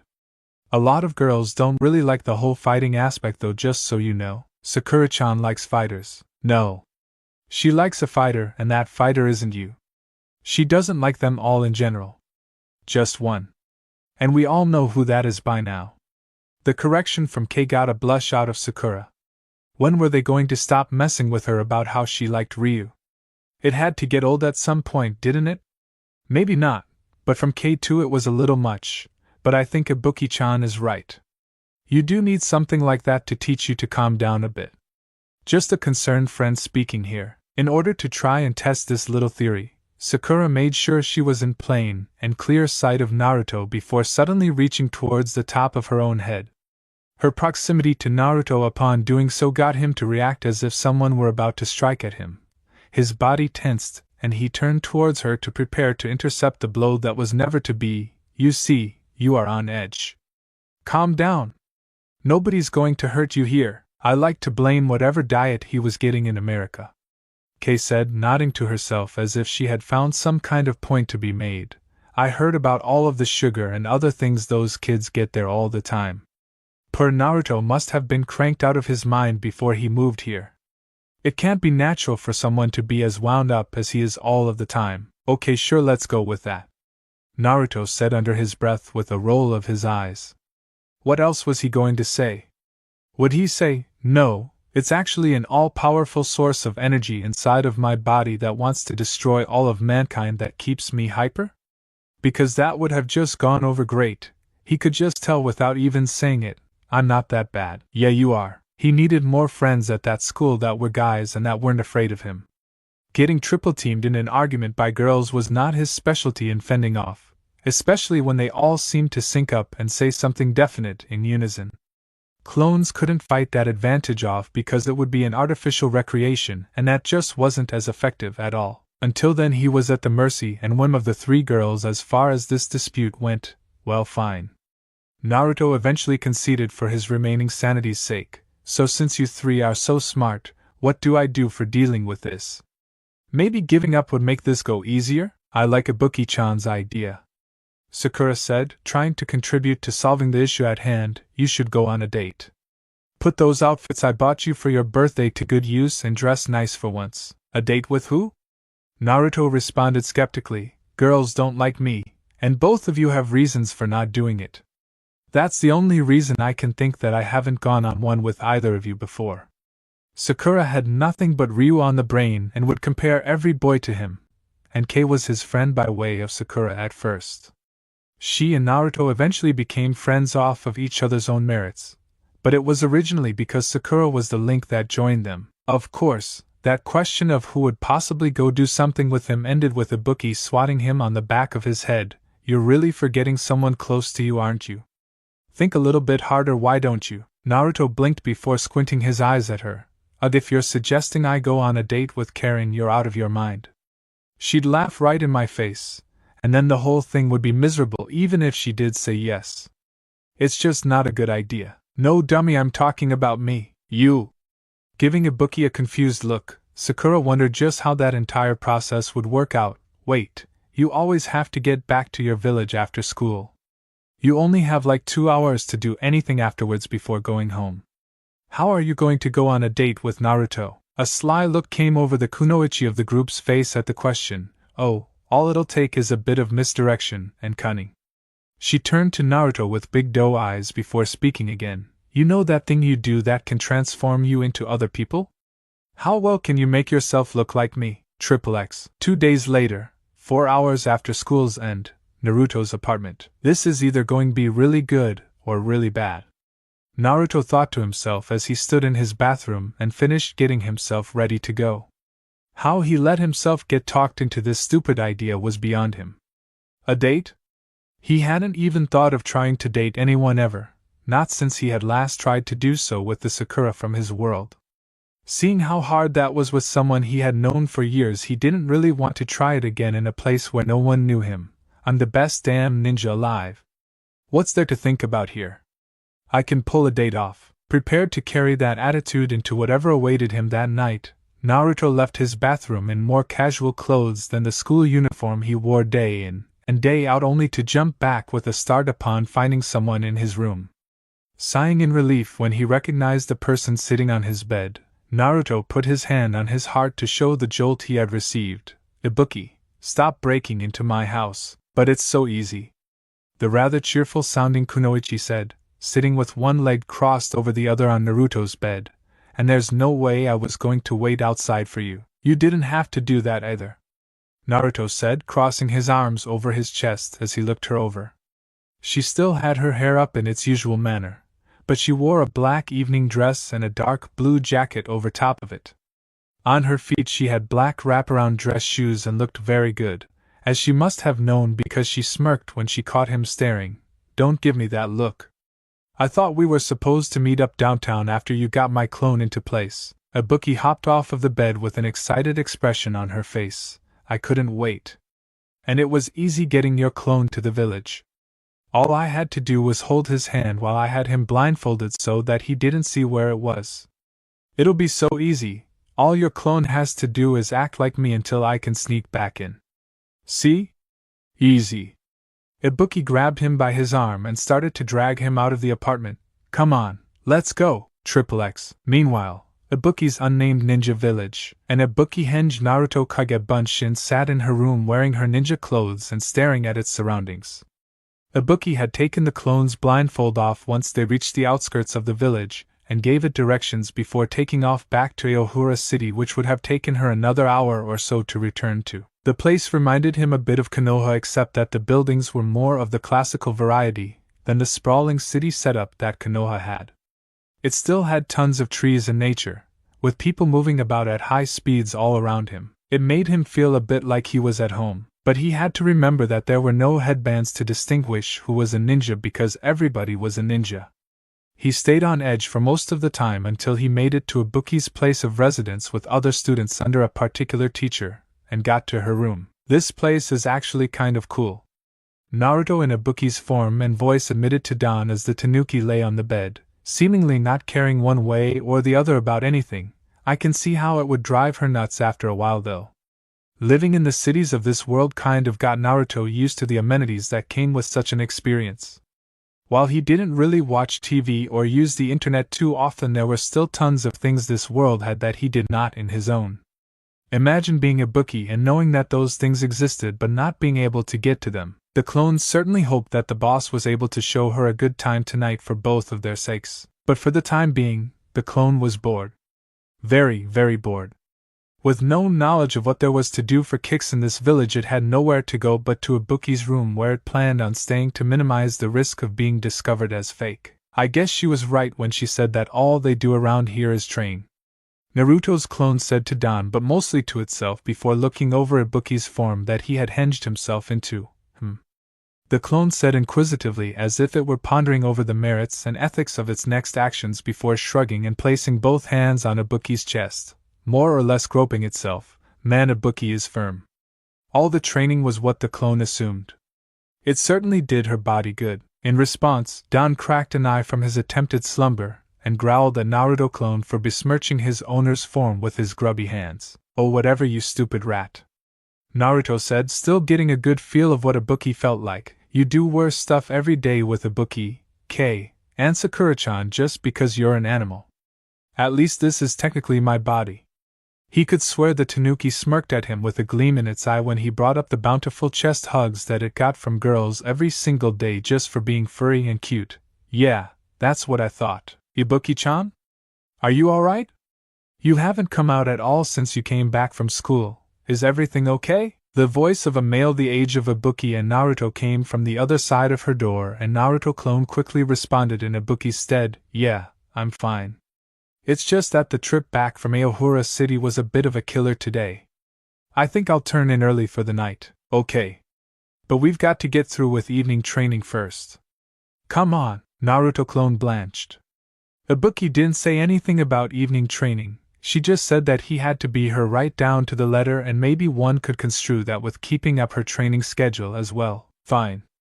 It was better than sitting in the room all night waiting for the real Ibuki to show back up just so that it could dispel, and maybe it'd be fun to see just what kind of training Ibuki did regularly. Sure. I'll be right out in a moment. Just don't be late, okay? Sanji-sensei's not the most patient guy. Trust me, I know.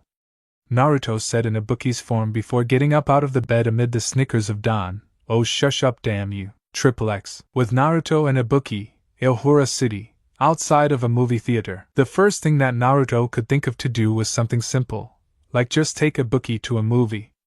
Rather lame, but he had never really been on a date before and assumed that would be the obvious thing to do. It was entertaining, and it gave him at least an hour and a half to think of something else for them to do. She didn't seem to find it a cop-out course of action though, as Ibuki had thought it a great idea and took to the whole thing with gusto. She clearly wasn't very hard to please, and that made for a very enjoyable start to the date. Oh, that's just impossible. Ibuki said, hanging off of Naruto's arm as they exited the theater. The movie they went to see was some movie with a giant monster out to destroy a large city, which led to the conversation the two were having. There's no way that's true. It's really the truth. Naruto assured her with a big grin on his face. I summoned this big toad before out of thin air, bigger than that stupid monster in the movie. I can't do it anymore, I've tried. But I used to be able to. Is it that hard to believe? Yeah, it is. Laughed Ibuki with a bright lift to her voice. You can do a lot of weird things like make copies of yourself and turn into other people, but giant super toads. I think I'd be too scared to believe it even if I did see it. But anyway, what's next? Naruto had taken the time to actually think about it while they were watching the movie and came to the conclusion that it didn't really matter what he thought would be fun. From the way she seemed to just enjoy being in the theater, Ibuki would probably like anything that they did, so in the end he had his own thought of what to do. Why don't you tell me what you want to do? There's got to be a lot of stuff you haven't done yet since you started coming to the city all the time. Her eyes lit up at the suggestion for her to tell him what she wanted to do, as it seemed like she had ideas and then some. Well, I don't know how you'll be able to pull this off, but there is one thing I've really wanted to do for a while. XXX. With Naruto's clone, Ibuki's unnamed ninja village. Ibuki's village training was pretty uniform. A lot of the other students there operated a lot like she did, only she was just better at it from what Naruto's clone managed to glean during the training. Still, training in the dead of night was lame. He wasn't feeling that at all. He didn't learn anything secret really, and it was probably for the best that he didn't, in case Ibuki would get in trouble for letting such a thing happen just to go on a date. But Sanju, Ibuki's sensei, kept a keen eye on Naruto's clone the entire time, and the clone made sure that its every move was just like he had seen Ibuki do back when they had trained. Apparently he had done a good enough job to keep from being called out because no one said anything. In fact, even Ibuki's friend, a guy wearing a bandana like hers with brown hair under it, and a tight long-sleeved blue shirt with tan GI pants, treated Naruto clone like he was Ibuki. Pretty awkward, but it seemed to work out. All he had to do was get back to Ibuki's room at that point, and everything would be copacetic until the real Ibuki came home to relieve him. As the clone went back inside the house where Ibuki was roomed up, Sanju and another ninja watched the students go inside, waiting for all of the students to leave before Sanju spoke up. That isn't Ibuki. It's a good impersonation though. The imposter kept complete pace with the training regimen and didn't even really look winded by the end, excelling much the way Ibuki would have. The man next to Sanju nodded stoically. He had short brown hair with spiky bangs that hung over his eyes and wore a sleeveless ninja bodysuit with white borders, a yellow sash, and a mesh shirt underneath with yellow 4-ounce gloves on his hands. The Nike shoes on his feet offset the entire outfit sharply though. It's very good.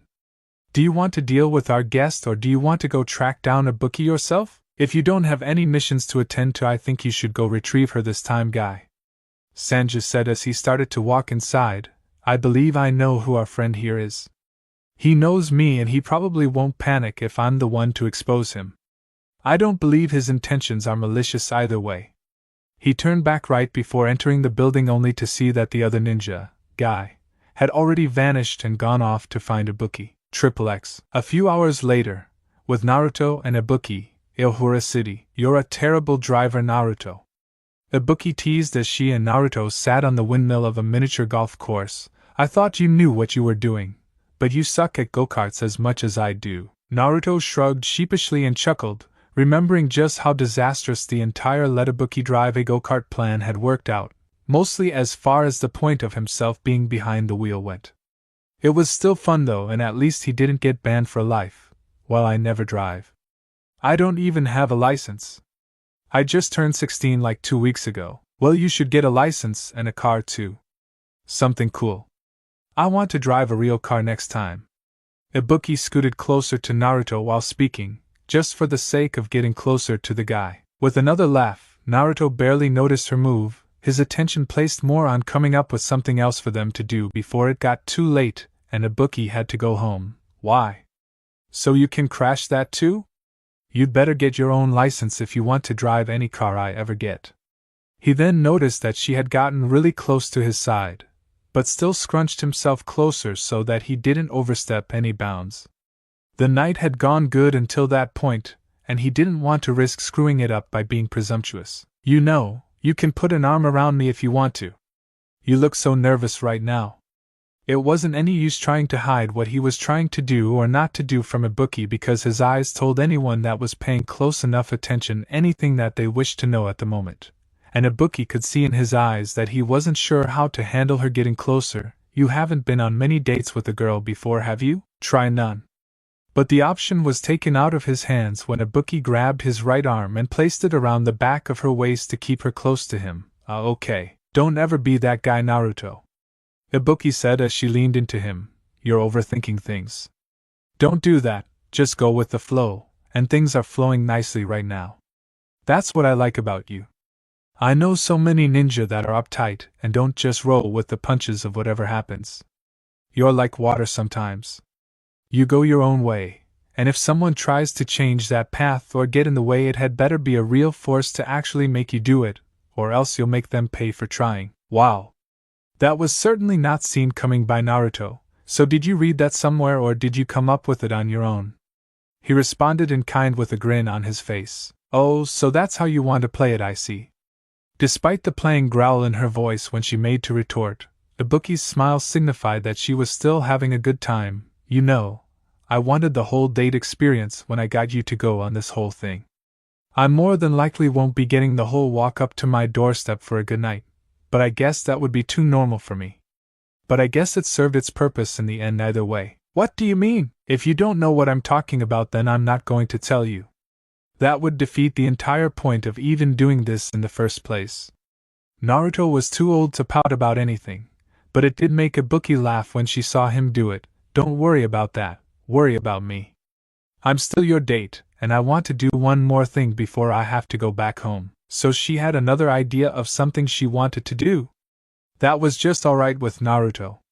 Her last idea was a pretty fun one, and he did want to make sure that she had a great time while out with him. Anything you want. What do you want to do? I want dash. You're making a bad habit out of stretching your time away from the village for your school, Ibuki. Both Naruto and Ibuki looked up to see a man in a red outfit standing atop a windmill blade above them with his arms crossed and an emotionless look on his face. Oh, come on, guy. Ibuki shouted up at the man. I was about to go home. You didn't need to come all the way out here.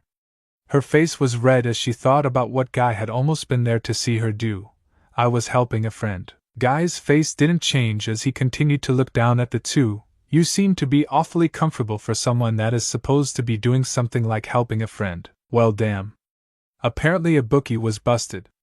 But his clone had never dispelled to warn him that they were in trouble. There might be a chance to salvage the situation and run some damage control to keep her from getting into too much trouble. Lying to this guy wasn't going to work.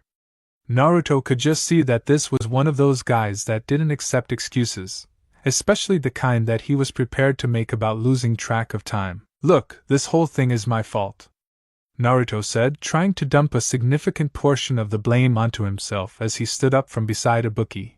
I'm responsible for this. Do you think that our lifestyle is some kind of game? Guy asked Naruto as the young blonde teen had caught his attention. I'm aware of who you are by way of what Sanju has said about you, and I have to ask the question. Just what do you think being a ninja is? You do common household chores, odd jobs, street-level grunt work that would be better served for a gang enforcer. And you call yourself a ninja? It's not just the way that you fight that makes you one. What was with the dull tone when he was eliciting some kind of superiority stroke on him? He rubbed Naruto the wrong way right off the bat, and from the scowl on Ibuki's face she wasn't particularly a huge fan of this person either. Just because I don't do the same kinds of things that you doesn't make me a fake ninja, Naruto remarked with a frown on his face. I don't have a village to give me my missions or to fight for, so I've got to do my own thing. If you don't like me, I don't care, but don't insult me. Being a ninja is all I've ever done. What's your problem anyway? I said I was sorry, and she's ready to go home. Guy jumped down from the windmill blade to Naruto and Ibuki's level where he stood slightly over Naruto's head. Ibuki is a model kunoichi, or at least she was until she met you. These mistakes are becoming more and more frequent in a short time. And I'd go as far to say that you could be the problem. Me? Naruto said, pointing to himself as if Guy was possibly talking to anyone else. What the hell did I do? I'm just trying to get along here. Ibuki's focus has been skewed, and her dedication to our lifestyle has been lacking, Guy said as he started to pace around Naruto, and here I find her with you. What do you think that tells me? That real ninja work's been bust down to the glorified stocking of a 15-year-old girl. Ibuki quipped, quite unpleased at how her night was turning out due to the interruption from one of the highest-ranking people that didn't even belong to her village. Why are you even concerned with this? You're not even from my clan in the village. My master is a friend of your own clan's leader, and I consider him a friend as well, Guy said, fixing Ibuki with his stern, businesslike demeanor. I am your elder in this case, Ibuki. And your current attitude surprises me. You're slipping. I'm stronger now than I ever was, Ibuki assured Guy. I haven't been slacking off at all. As a matter of fact, I've been training right after school most days, just like I'd have been if I were at home. I just do it with my other friends. While she would rather do other things than train as long as she was outside of her village, she had to admit that training with the others was more fun, and Naruto's a plenty strong partner to work with. Sanji-sensei should have told you how good he was if you were set on coming out here to mess up our date. I thought you called this you helping a friend out. It was. It is. This was simply flustering the younger female ninja beyond normalcy. It's a date that's helping Naruto out. He saved my life from an entire platoon of Geki clan ninja. I can go out with him if I want to. Looking down, Naruto found that the other denizens of the miniature golf course were staring in interest at the three people standing on the windmill, and he decided to interject. Can we take this somewhere else? Both Ibuki and Guy then noticed the situation and nodded before they all jumped from the windmill elsewhere. XXX, with Naruto's clone, Ibuki's unnamed ninja village. In order to entertain himself until Ibuki returned and he could dispel Naruto's Kage Bunshin started looking around her room and wound up in her closet where he saw nothing but different versions of her ninja outfits and her school clothes at first glance. Then after much more searching he found her stash of regular clothes. So this stuff is like contraband or something? He asked the tanuki down aloud as if the creature would give him a response. You're such a crappy listener. If I had a pet it would be cooler than you. Knock knock, yo? I mean yes? Naruto's clone verbally backtracked hastily before giving a tentative thumbs up to Don, asking if that was going to slide, only getting a derisive snort from the small mammal. He seemed to historically have a lot of problems with tanukis. At least this one didn't want to kill him. Or did it? Ibuki, it's Sanji. Yes, sensei, what can I do for you? You can open the door and let me in for one, or is there a problem? Naruto's clone blanched but couldn't just leave the door closed if Ibuki-sensei wanted to see her. That would be too suspicious to risk doing. It was time to see how well he could actually act like Ibuki or he was screwed. He walked over to the door and opened it up to find Sanji standing there. Hello, sensei. Do you need something? Nothing important, Ibuki, Sanji said as he walked into the room and looked around to find Don looking at him with great interest as to what was about to happen. I just figured that I would come here to tell you dash. He shut the door and turned to Naruto clone before clearing his throat. I already know that you're not Ibuki, isn't that right, Uzumaki Naruto? What? You're crazy. He saw Sanji move to strike him idly and simpered back before dropping the transformation. Alright, I'm not Ibuki, damn it. How much trouble is she in? Sanji adjusted his glasses on his face as he looked the Naruto clone over. He's stuck in a situation where he himself could be punished terribly for his presence in a forbidden village, and yet he cares more for Ibuki's fate than his own. Of course Sanji did not know that this Naruto was just a clone. Thus he found Naruto's attitude to be admirable. It all depends on how much she is letting herself neglect her own ninja responsibilities to goof off like a normal schoolchild. Oh, Naruto clone said before relaxing his hands behind his head with a squinty gaze at Sanji. Well, if that's all, then everything's cool. I train with her all the time after school. She's not getting weak. Trust me. So am I in trouble? I'll take whatever it is, I just want to know. Sanji shook his head and Naruto clone grinned. Good. Oh, and I don't know how to get here, by the way. I was blindfolded, if that matters. Later. Ibuki should be back like 2 hours after I do this. And with that, the clone dispelled in a puff of smoke, much to Sanju's surprise. What a strange boy, Triple X. With Naruto, Ibuki, and Guy, Aohura City, all three ninja reconvened outside of Naruto's apartment on the dark, quiet street outside when Naruto got the message from his dispelled clone and turned to Ibuki with a smile. Ah, you're not in trouble, Ibuki. Sanju figured out my clone wasn't you and busted us. But he says as long as you can prove that you aren't slacking off, it'll be fine. Great. Ibuki chirped happily, giving Naruto a big hug at hearing news that good. That'll be super easy. I can wow Sensei in the morning with how good I've gotten, and then maybe he'll even take this stupid curfew off. Guy idly wondered just how Naruto was able to get that kind of information, but remembered that Naruto had someone in disguise at the ninja village that could probably contact him from that far away. But he had his own things to worry about at the moment. Who said anything about only wowing your sensei? He said, getting Ibuki to stop hugging Naruto to stare at him in confusion. I want to see just how good you've become or just how much you've let yourself slip. The two younger ninja looked at each other, and then at Ibuki's attire for the evening before she let out a sigh. Well, I guess I had to change out of these clothes eventually, she said before quicker than Naruto could notice she relieved herself of her evening wear, and was instantly back in her normal ninja gear. The entire process took less than a second.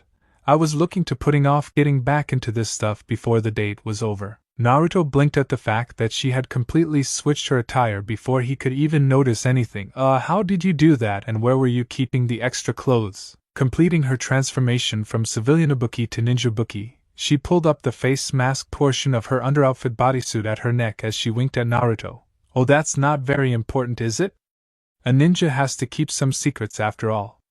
She then pointed at Guy and put a serious look on her face. If you really want to dance, then bring it on. Guy's face didn't change from its normal expressionless appearance, as he slid himself into his fighting stance in acceptance of Ibuki's challenge. Wait a minute, Naruto said as Ibuki moved away from him to the center of the street to fight Guy. You're going to do this here? Right in front of my place? He eventually gave up on trying to convince them otherwise and got out of the way, making his way to the top of his apartment complex to watch, kick his ass Ibuki. Ibuki nodded as she got into her own ready stance and waited for the right moment to begin going head-to-head with Guy. No impatience could be shown in her first approach. This was meant to show that she had grown as a ninja instead of regressing, and she was going to show that venturing outside of the village as much as she did was helping her. Still as a statue, Guy stood. It was clear that his patience was finely honed, and he would not be the one that made the first move based solely off of impulse. He could stand there all night if he wished. Ibuki was not going to win a waiting game, and she knew that. Hence why she chose to risk attacking Guy first. Ibuki rushed Guy down in a zigzag pattern on the street only to come in from his right and leap in with a spinning axe kick that he sidestepped as he began to engage Ibuki up close and trade strikes with her. Guy's standing offense consisted of heavy usage of backhand strikes with his lead hand to disorient opponents, for a stronger strike from his right hand. But Ibuki was fast, using short punches before springing out of Guy's potential range, forcing him to pursue her a bit. Getting sick of being kept at range by Ibuki, once she sprang back the next time Guy did not allow her the space she needed to dictate the pace of the fight. Hyagake, fast run. In a show of blinding speed he rushed straight ahead, slipping well within Ibuki's comfortable choice of distance, and slid at her legs, delivering a kick that sent her head over heels to the ground. Upon being flipped by the kick and landing on her back, Ibuki immediately rolled to her front and unleashed a barrage of shuriken that missed Guy as he rushed at her again and showed off how he was significantly faster than her, dodging her attacks and rushing right at her again. Ibuki got off of the ground and attempted a spinning back fist to prevent him from attacking her again, but Guy ducked it and delivered a double punch to Ibuki's body that had her stumbling back, holding her stomach. She lashed out with a high kick in response, but Guy blocked the stiff attack with his forearm, shoving her back and pressing forward with his attack again. Instead of engaging in another close-range contest with Guy, Ibuki jumped right over Guy in a corkscrew motion to get behind him. While in the air, she unleashed kunai aimed at Guy's blind spot, but he was able to turn and avoided them. This gave her the opening she needed to safely land and attack him without having to deal with a counter-attack of his Kazujiri, Wind Gilly. She delivered a jumping high kick that Guy blocked, but she used her second leg to turn it into a bicycle kick that caught him under the chin and popped him backwards, knocking him to the ground. Taking advantage, Ibuki rushed him, but Guy rolled through to his feet and jumped into the air to deliver a nasty spinning kick with multiple rotations, Bushin Senpukyaku, Spiritual Warrior Whirlwind Leg. The series of jumping spin kicks hit Ibuki in the face at least 3 times and knocked her back to the ground instead. Do you surrender? Why would I quit? Ibuki responded as she stood back up, slightly shakily, and faced him down again. I'm going to make you eat dirt in just few seconds. You're not getting another chance to attack me again, Guy said before launching at Ibuki to continue his onslaught. Instead of engaging him directly, Ibuki turned tail and beat a hasty retreat, jumping off of one of the cars parked on the side of the street and off of the side of a telephone pole only to come to rest on another one. Narrowing his eyes at the girl, Guy swiftly ran right up the pole she had just jumped up, forcing Ibuki to jump from it and unleash a massive amount of weaponry from her arsenal, Kazumi Suzaku, Miss Vermilion Sparrow. Guy didn't let a single weapon touch him, but Ibuki did not get disheartened by the failed powerful attack as she landed on the edge of a nearby apartment complex rooftop while Guy charged on the telephone line itself right towards her. She formed an afterimage to confound Guy, but he was not fooled and he made her pay for it. Getting close to her again, Guy delivered 4 punches before backflip kicking her into the air. Crouching on the ground, he disappeared in a dust cloud before appearing above Ibuki to finish her off. Nothing personal, Ibuki, but this is a lesson for you. Bushin Gorizenpijin, Spiritual Warrior Roaring Thunderstorm God. He reached to grab Ibuki for a piledriver but only found an afterimage in her place. What? You really thought I'd let you hit me 5 times straight and wouldn't have a counter handy? I can see why Naruto always says this. Don't underestimate me. Above Guy, Ibuki was even higher in the air than he was, holding multiple kunai in her hands that she let fly at Guy as he turtled up to block them. Not a one even came close to truly harming him outside of light scratches on his arms and legs because that was not the true purpose of the attack. Gotcha! Ibuki used the attack of kunai as a feint to deliver an elbow smash to Guy's jaw that she transitioned into her falling with her knee in Guy's back, forcing him face first into the rooftop. Goodbye, Guy. Hashinsha. Whoa! Naruto jumped up from his place where he had been watching the fight, as it had wound up on his own complex's roof, and ran over to where Ibuki had slammed Guy into the surface. What the hell was that? You never used that on me or Sakura-chan. Ibuki sat down and let out a deep breath. Of course I never used that on you. You're my friend. That's a nasty finishing technique, not something you do on people that you particularly like. She then jumped right back to her feet when she saw Guy start to get up. Are you kidding me? You should be out cold. My body is tougher than you think. Guy said with blood trailing from his lip, nose, and a cut on his hairline. I can take more than you expect me to. He saw her prepared to keep fighting and he waved her off. I don't need to see any more, Ibuki. You've proven that you are still improving even with the distractions of your normal school. Pulling down her face mask to show a nasty bruise on her cheek and under her jaw, Ibuki gave Guy a relieved smile at finding the fight to be over. I've got some people to help me think outside of the box. Even when I'm not in the village, I'm picking up different outlooks on fighting from my friends. Naruto's one of them. Well, for better or worse, whether she liked it or not, being coaxed into training with the never-stop pair of Naruto and Sakura regularly worked for her, and for that she was thankful. Guy took a long hard look at Naruto and got a stare right back from Naruto, a proud smirk on his face as he had just watched his friend vindicate him with her skills. I see. Well, it is time to return to the village, Ibuki. He turned his back on both Ibuki and Naruto and crouched down, prepared to leave. I will have to test you one of these days, Uzumaki Naruto. It won't be in a short battle like it was with Ibuki. It will be to a definitive finish. As Guy leapt his way off of the roof and began returning to his home, Naruto ran to the edge of the building and shouted after him, Oh, it'll be a short battle alright, because I'll put your ass down in 30 seconds, Databayo. He then turned back to Ibuki and looked at the cracks in the roof from her last attack on Guy. Man, I'm going to have to fix that for free. Ibuki walked up to Naruto and faced him with a sigh. Well, it was fun while it lasted, Naruto. Thank you for taking me out even if it didn't end the way I kind of thought that it would. Wait, He knew that the whole running into Guy and fighting him thing was a serious damper, but throughout the entire night Naruto himself was wondering if an Aohura city rival would run into him and kick something off that way. He had been prepared for the night to end in a manner such as this. Ibuki had to have been as well, as nothing ever really went as planned for people like them. Well, how did you think it would end? Naruto asked her, shoving his hands into his pockets idly. There was something else I really wanted to do that we didn't really get to before Guy stuck his head into this and screwed everything up, she said with a despondent look on her face as she shook her head. Oh well. Oh, so he didn't give her the best time he could have in the end. That was kind of deflating. Naruto figured he'd done a great job until the end. I'm sorry. No, it wasn't anything that you did, Ibuki assured him cheerfully with a few pats on his hand. As a matter of fact, I can still do it right now if I wanted to. It was damn near midnight.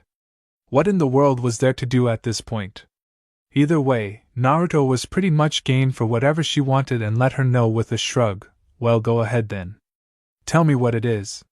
He didn't miss the sly look on the kunoichi's face, but at this point she was too close and too fast for him to keep her from doing what happened next even if he wanted to. Ibuki slipped forward with her hands behind her back and lightly at him. Nothing forceful, nothing heavy. Just a regular. His brain more or less stroked off for a moment before registering what was happening. 7 seconds later Ibuki hopped back with a satisfied expression and pulled her face mask back over the lower half of her face before leaving to go home as well. Bye, Naruto. See you Monday. Naruto stood there staring at nothing for a few minutes, playing back what had just happened in his head before he threw his hands behind his head and grinned widely, chuckling to himself as he made his way back to his apartment. XXX. The next Monday, Tamagawa Minami High School. You two seriously aren't going to tell us anything about what happened? Kei asked with a twitching eye as she sat in class with Sakura, Naruto and Ibuki, giving the pair of ninja the evil eye for keeping the results of their Saturday night from her. Was it good? Was it bad? What did you guys do? You can't just leave us hanging like that. It was all of our idea for you to even go on the stupid date. As long as it did what it needed to do, I guess it doesn't matter, Sakura said, looking over at a very relaxed Naruto as she had to fight down her own curiosity about what had happened. So what's the verdict, crazy? Are you still all wound up? Nope, Naruto said with complete confidence. He'd been in a great mood for all of Sunday, and even got out of bed on Monday without a needed fuss from Sakura. I'm good. Thanks for making me do that. And thanks for going with me, Ibuki. I appreciate it. Noticing that Kei was now glaring at Naruto for not having her curiosity sated in the least, Ibuki let out a small laugh before stopping to wink at him. The pleasure was all mine.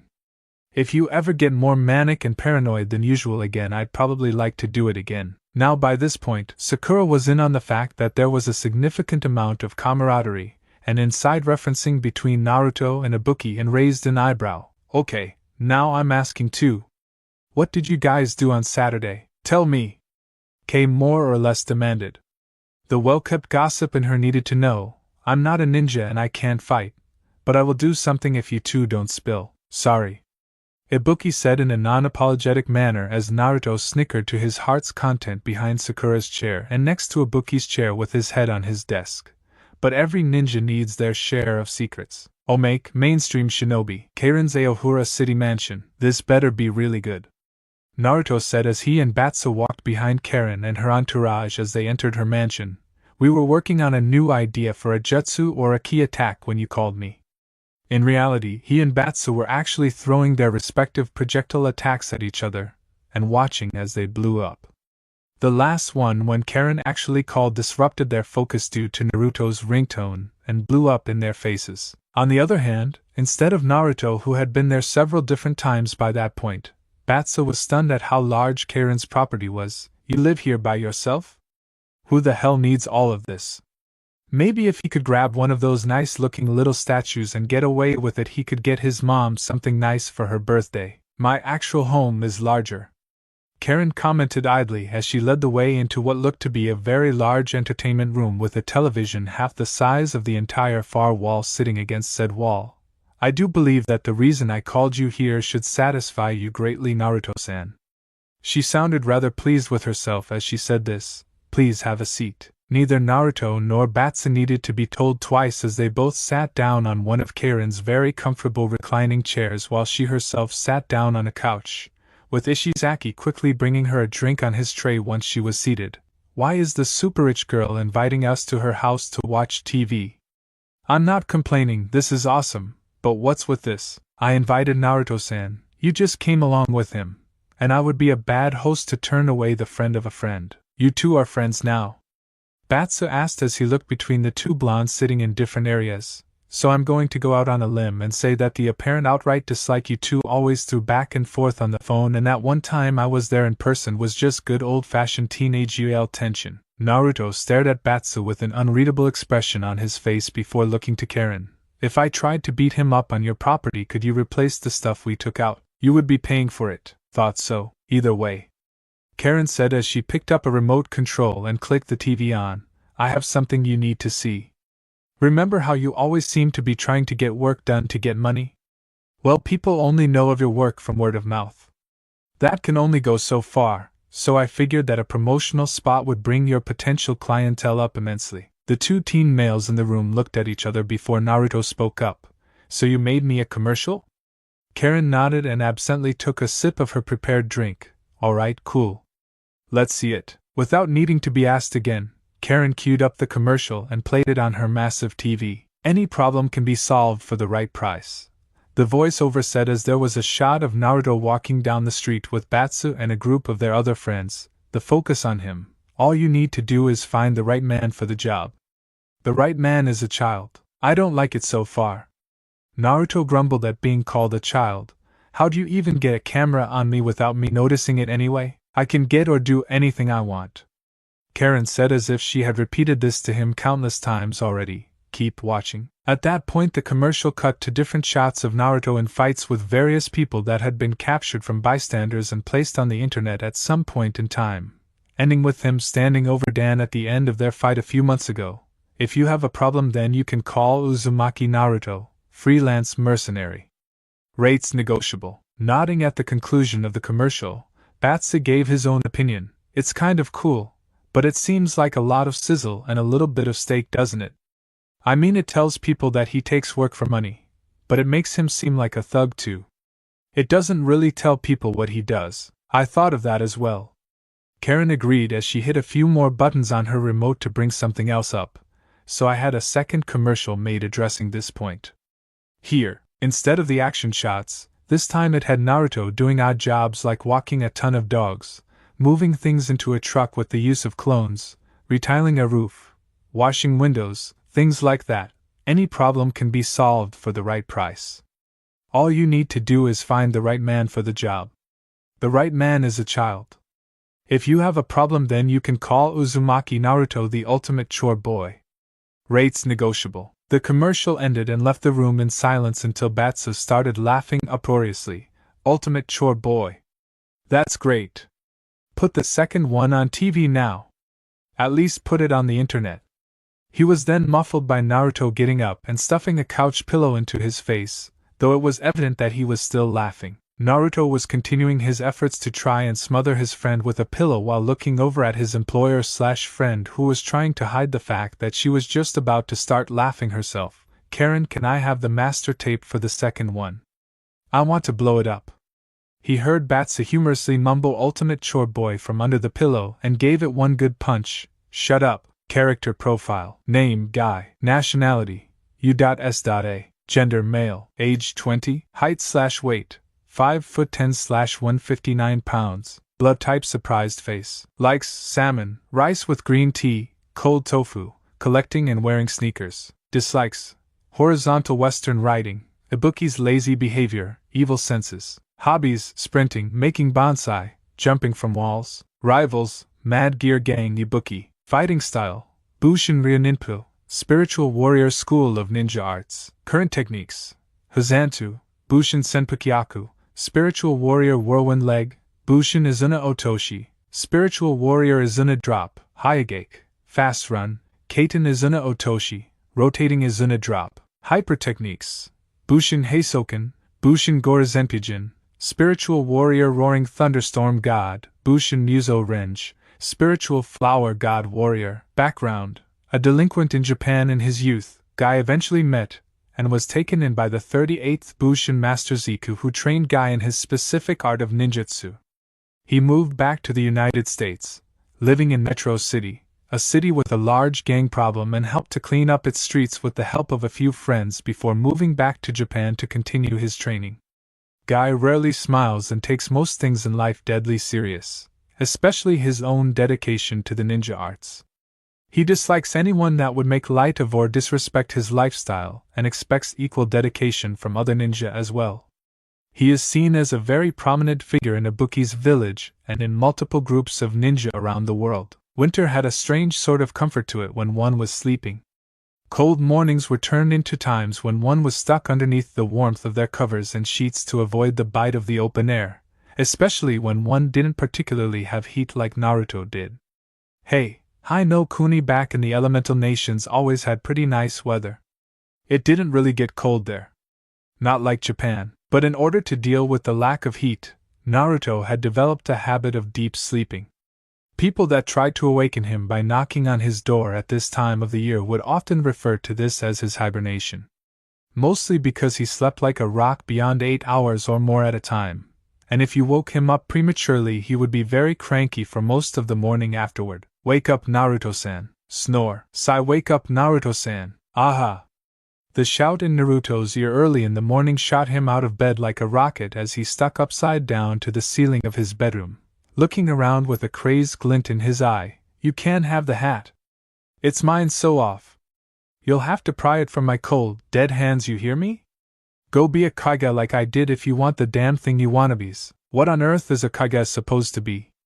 Is that something significant? Naruto's eyes focused and he looked down from his ceiling to find Karen looking up at him curiously with Shibazaki next to her, having flinched back from his sudden movement, and Ishizaki looking into the room from the doorway as Naruto's room was crowded enough with 3 people in it, let alone trying to fit his large mass in as well. What incredible misfortune!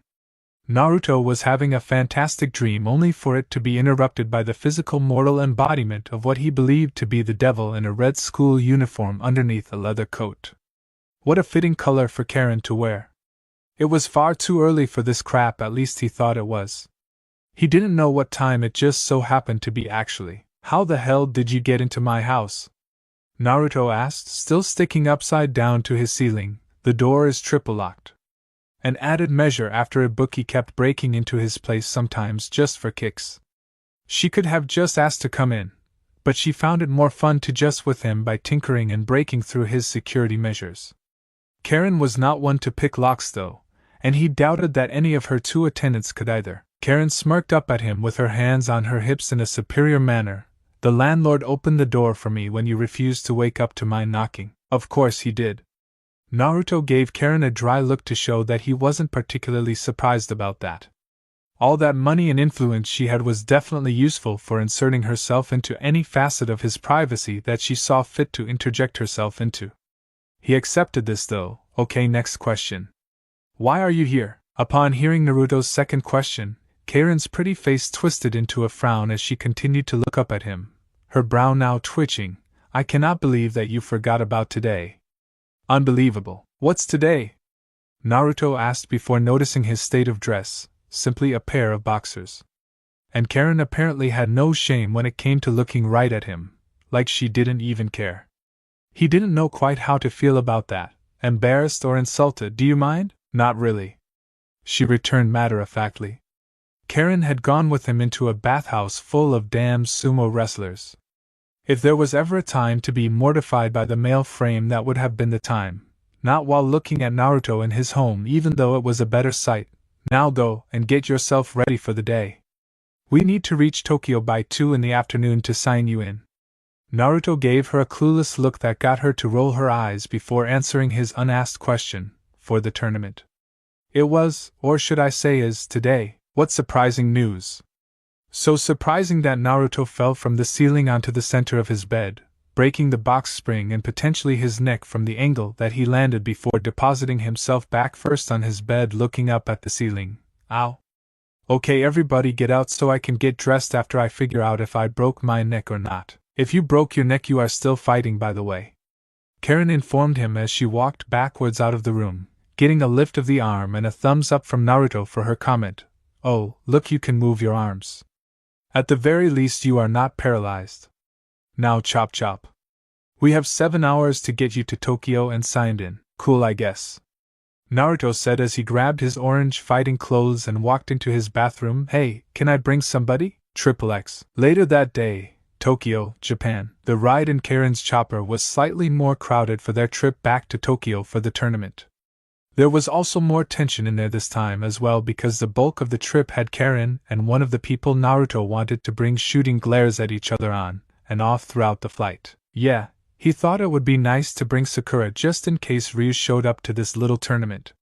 He doubted that a big-time drifter/fighter like Ryu would stop wandering and would return to Japan for a little open tournament, but it was the thought that counted. For the other two riders in the helicopter, Naruto and Batsu, the whole female feuding between Karen and Sakura stopped being funny 20 minutes into the trip and turned annoying from that point forward. Batsu offered that they just make up and get it over with. Naruto then had to make a human chain of Kage Bunshin to keep him from falling to his death after the girls threw him out.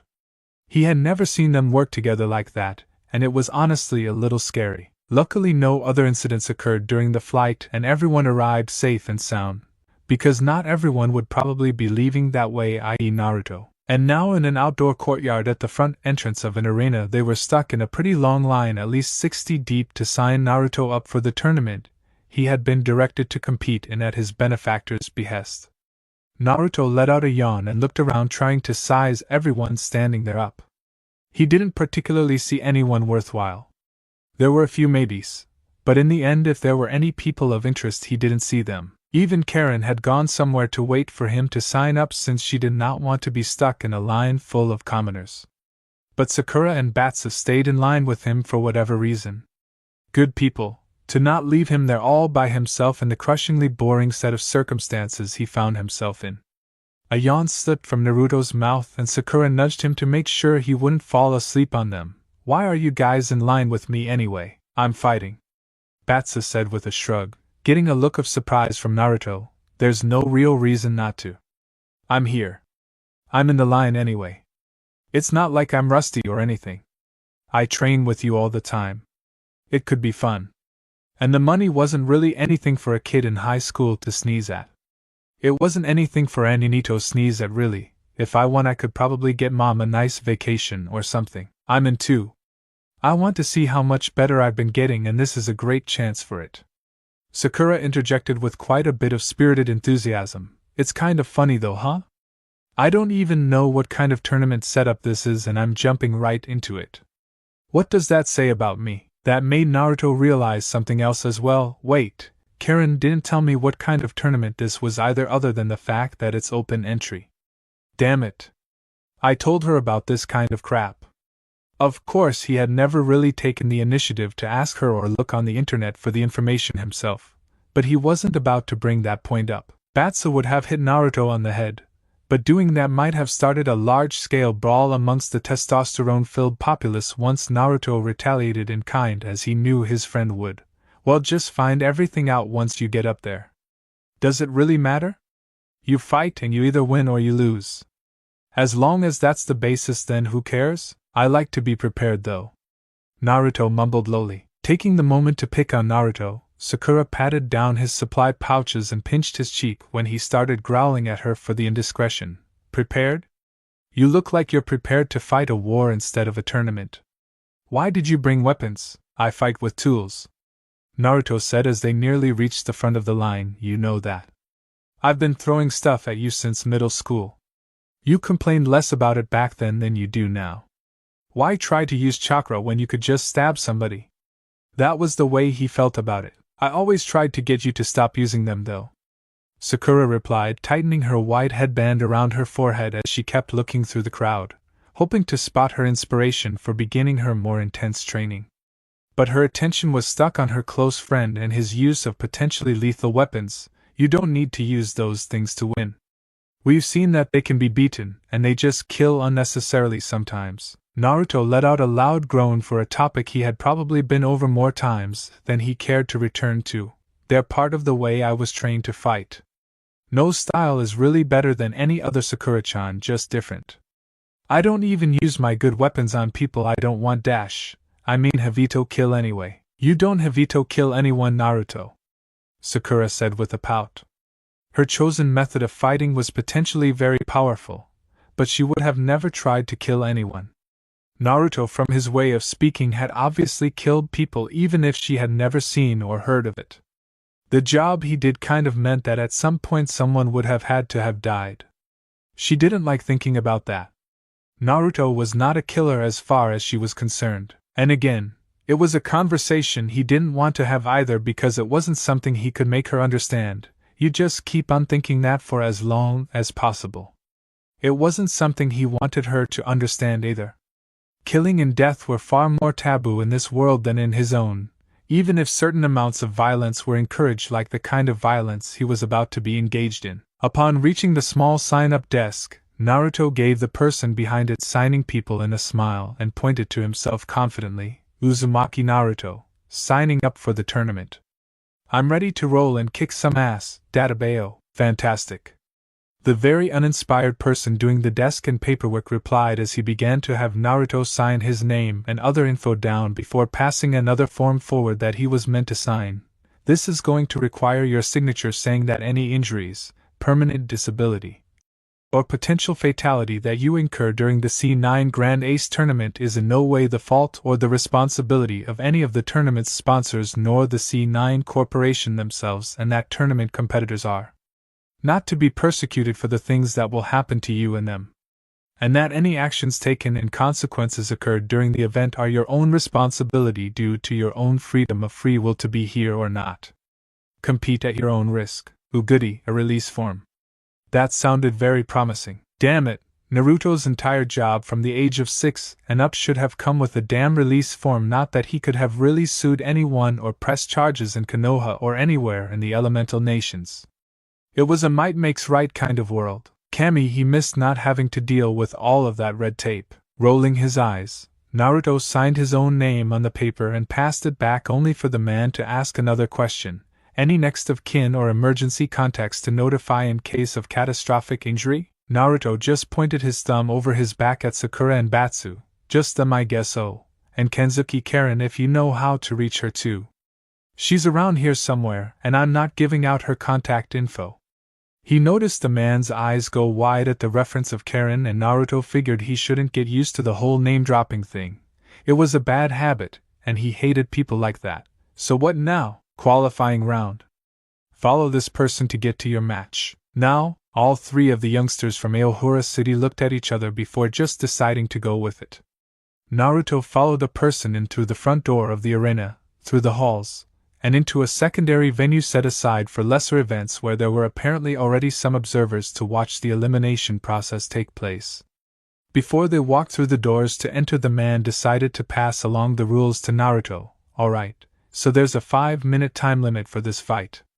There won't be any time limits in the actual tournament, but we're trying to get the numbers down so if the fight goes all 15 minutes both competitors are eliminated. Ways to win are by forcing your opponent to surrender or by incapacitating him. We don't care how. No ring out? Naruto asked, knowing that these tournaments more than likely had rings or some kind of way to keep things under control. The man laughed and opened the door for Naruto to go through. What ring? And when Naruto looked through, he could indeed see no ring, just a speculated area where fighters were supposed to do the fighting with metal guard rails to serve as some sort of formal barrier between the crowd and the combatants. The place was mostly dark in the crowd, with all of the lights being focused on what was meant to go on in the designated area for combat. Good luck, kid. Well, there was no time like the present to get it done, and Naruto walked out through the masses to stand inside of the ring by himself, punching his gloved hand into his other palm as he waited for his opponent. Huh? I guess you sign in on one side of the place or the other, and they take you to this room to fight whoever signed in at the same time on the other side. Tricky way to pick elimination matches. After a while, the doors on the other side opened and a cavalcade of kabuki instruments began to play as his opponent walked through the crowd that was cleared for him. A man with white face paint and long red hair attached to a headband that seemed to have small horns in the front walked out adorned in ornate robes. Upon reaching the ring, he took the robes off, leaving him in baggy white pants, blue wristbands, and blue boots with yellow pads on the front. Streamers were being thrown from cheering fans as he broke into a pose after entering the fighting space. "Dude, what the?" Naruto asked belligerently as the man in face paint began to stretch himself out, and the crowd gave applause as the kabuki music continued to play. "He gets a whole entrance." "What about me? I had to walk in like some nobody." "You are some nobody, shut the up!" Naruto shouted back at the anonymous heckling audience member, getting several people near him to recoil at the angry-looking young man. "I'm finding a way to get some damn entrance music next round. This isn't fair," he muttered to himself as the PA system came on to introduce the fight. Introducing first, from Aohura City just a few hours away, he stands 5 feet 8 inches, and weighs in at 154 pounds. The self-proclaimed greatest ninja in the world, please welcome Uzumaki Naruto. Naruto stretched his legs out during his introduction and raised his hand over his head as light applause came from the people that didn't really seem to care that he was there. Okay, so his opponent must have been famous, and he was just the other guy that he was meant to beat to advance. That pissed him off a bit. And his opponent hails from parts unknown. Naruto rolled his eyes at that while the fans just seemed to eat it up all the more. He stands 5 feet 9 inches, and weighs in at 194 pounds. Fresh off of his impressive performance in the CWA's Crash Carnival World Tour where he finished 3rd overall. This is the Great Oni. Upon the conclusion of the announcer's over-the-top introduction, the face-painted man shot some sort of green substance into the air from his mouth that dissipated in the air and caused raucous cheering from the crowd. "All right," Naruto said to himself, not knowing what to say at that point. "I don't know this guy, but who cares? Let's do this." "You don't know him?" one of the spectators closest to Naruto said in amazement, getting a hapless shake of the head from Naruto for his trouble. "Man, he's like the best professional wrestler from Japan." "Don't you have a TV?" Once again, Naruto shook his head and kept bantering with the fan. "I do, but TV's boring compared to the stuff I actually do." "So he's a fake wrestler then? That's cool, I guess." After uttering that, the whole place went silent and everyone stared at Naruto in abject shock to the point where it began to unnerve him. "What? What did I do?" He then saw the Great Oni glaring at him rather heatedly. "More than one should be for a simple fight like this. What the hell are you glaring at? You called him a fake wrestler." The fan from before pointed out as to why Oni was mad. "So? Wrestling is fake, isn't it? Like people know who the winners and losers are supposed to be beforehand." That was what Naruto kept hearing whenever anyone brought up wrestling around him, at least. He never really watched it himself, even though he felt he probably would have liked all of the pageantry, since he never really spent much time at home. And then people started booing him outright. "Come on, what did I do now?" The fan was holding the bridge of his nose and shaking his head at Naruto, who had incurred the wrath of the fight fans. "Yeah, those are rumors. I don't know where you got that from." Oni walked forward, adjusting his wristbands on his arms before pointing at Naruto. "I'll show you just how fake wrestling is, boy," he finished, turning his voice upward in a kabuki-like manner. "Preliminary round fight, begin." To start, Oni sprinted at Naruto, diving at him and missing when Naruto moved. Though Oni caught himself and did a direct upward handstand on the guardrail as he stared at Naruto from upside down. Expecting an attack of some sort, Naruto just stood back and watched him, only for the man to remain in the same position, not moving. Well, if he wasn't going to attack, then Naruto would do it himself. The speed of Naruto's rush surprised Oni to the extent that he pushed himself off of the rail into the air to try and circumvent Naruto's attack with a flying stomp. Naruto dodged and had to jump over a follow-up sweep from Oni before kicking him right in the chest, sending him sliding back along the ground into the metal rail. With a grin on his face, Naruto did his own little bit of posturing, creating a Kage Bunshin and facing off with it before it threw a fake punch that barely tapped his face. Naruto sold it as if he had been shot and fell to the ground unconscious with his tongue hanging out. His clone quickly covered him and counted to 3 before dispelling, "Poking fun at wrestling." Smooth. Angrily, Oni stood up looking as if he wanted to break Naruto's neck should he get a hand on him for his little act, and flipped onto the guardrail before launching off of it high into the air to crush Naruto with an outright splash. Playtime was officially over as Naruto knew he was coming, and jumped to his feet to dodge. Oni saw Naruto dodge and turned his splash into a full roll in Naruto's direction that resulted in a rising mule kick to the face. Naruto got kicked back hard enough to knock over the metal guard rail and gamely spit out some blood before sitting up and seeing Oni charging him down. He then realized that this tournament had no rules and pulled another guard rail in front of his body before kicking it out at Oni, forcing him to stop his charge and stop the guard rail with his hands. Then Naruto walloped him over the top of the head with another heavy metal guard rail, and Oni dropped like a stone. The crowd went silent as Naruto dropped the now useless guard rail down on top of the fallen Oni, and nudged him with his foot, getting no response.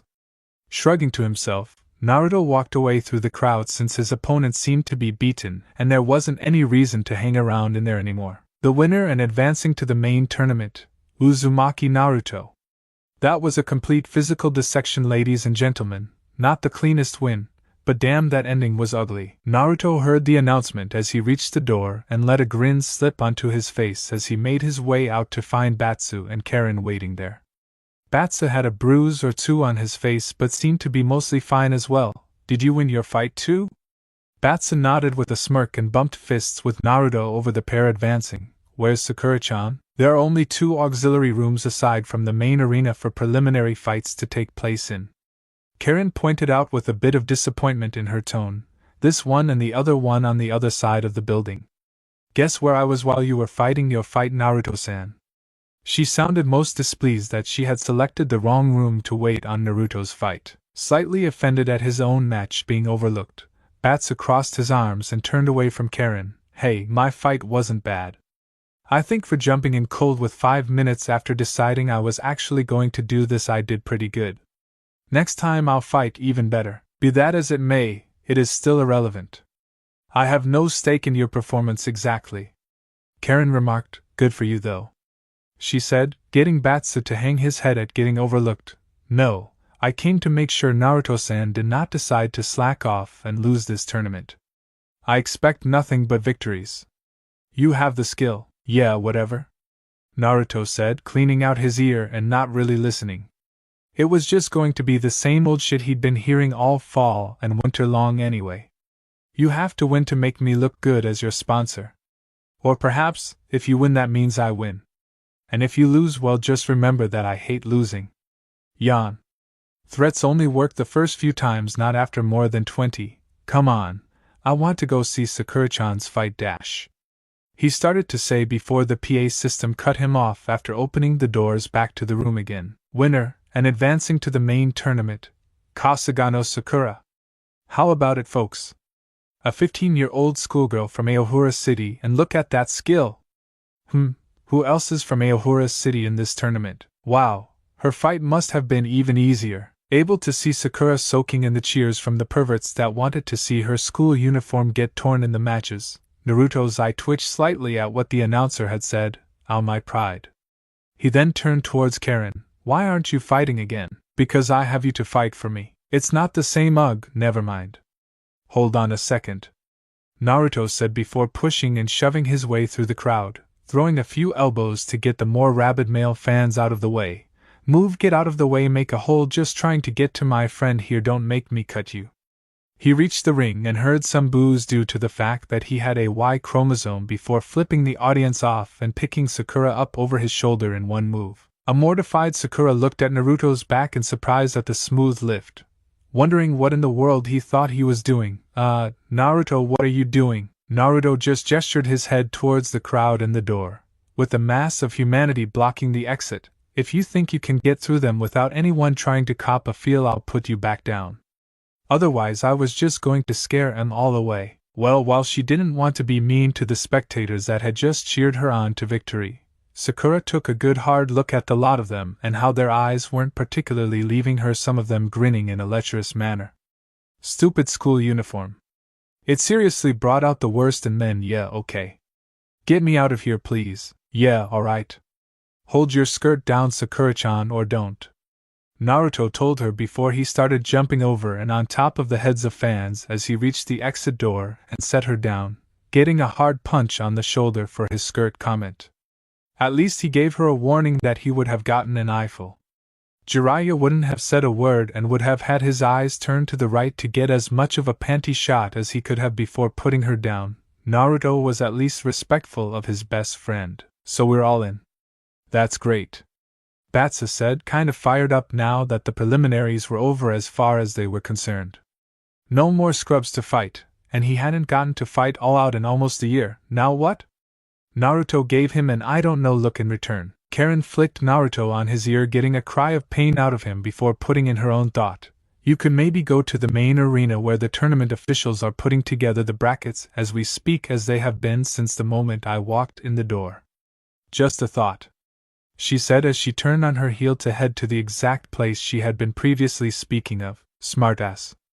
Both Naruto and Batsa mumbled as they and Sakura followed Karen to the main arena to figure out how the entire tournament would be broken down.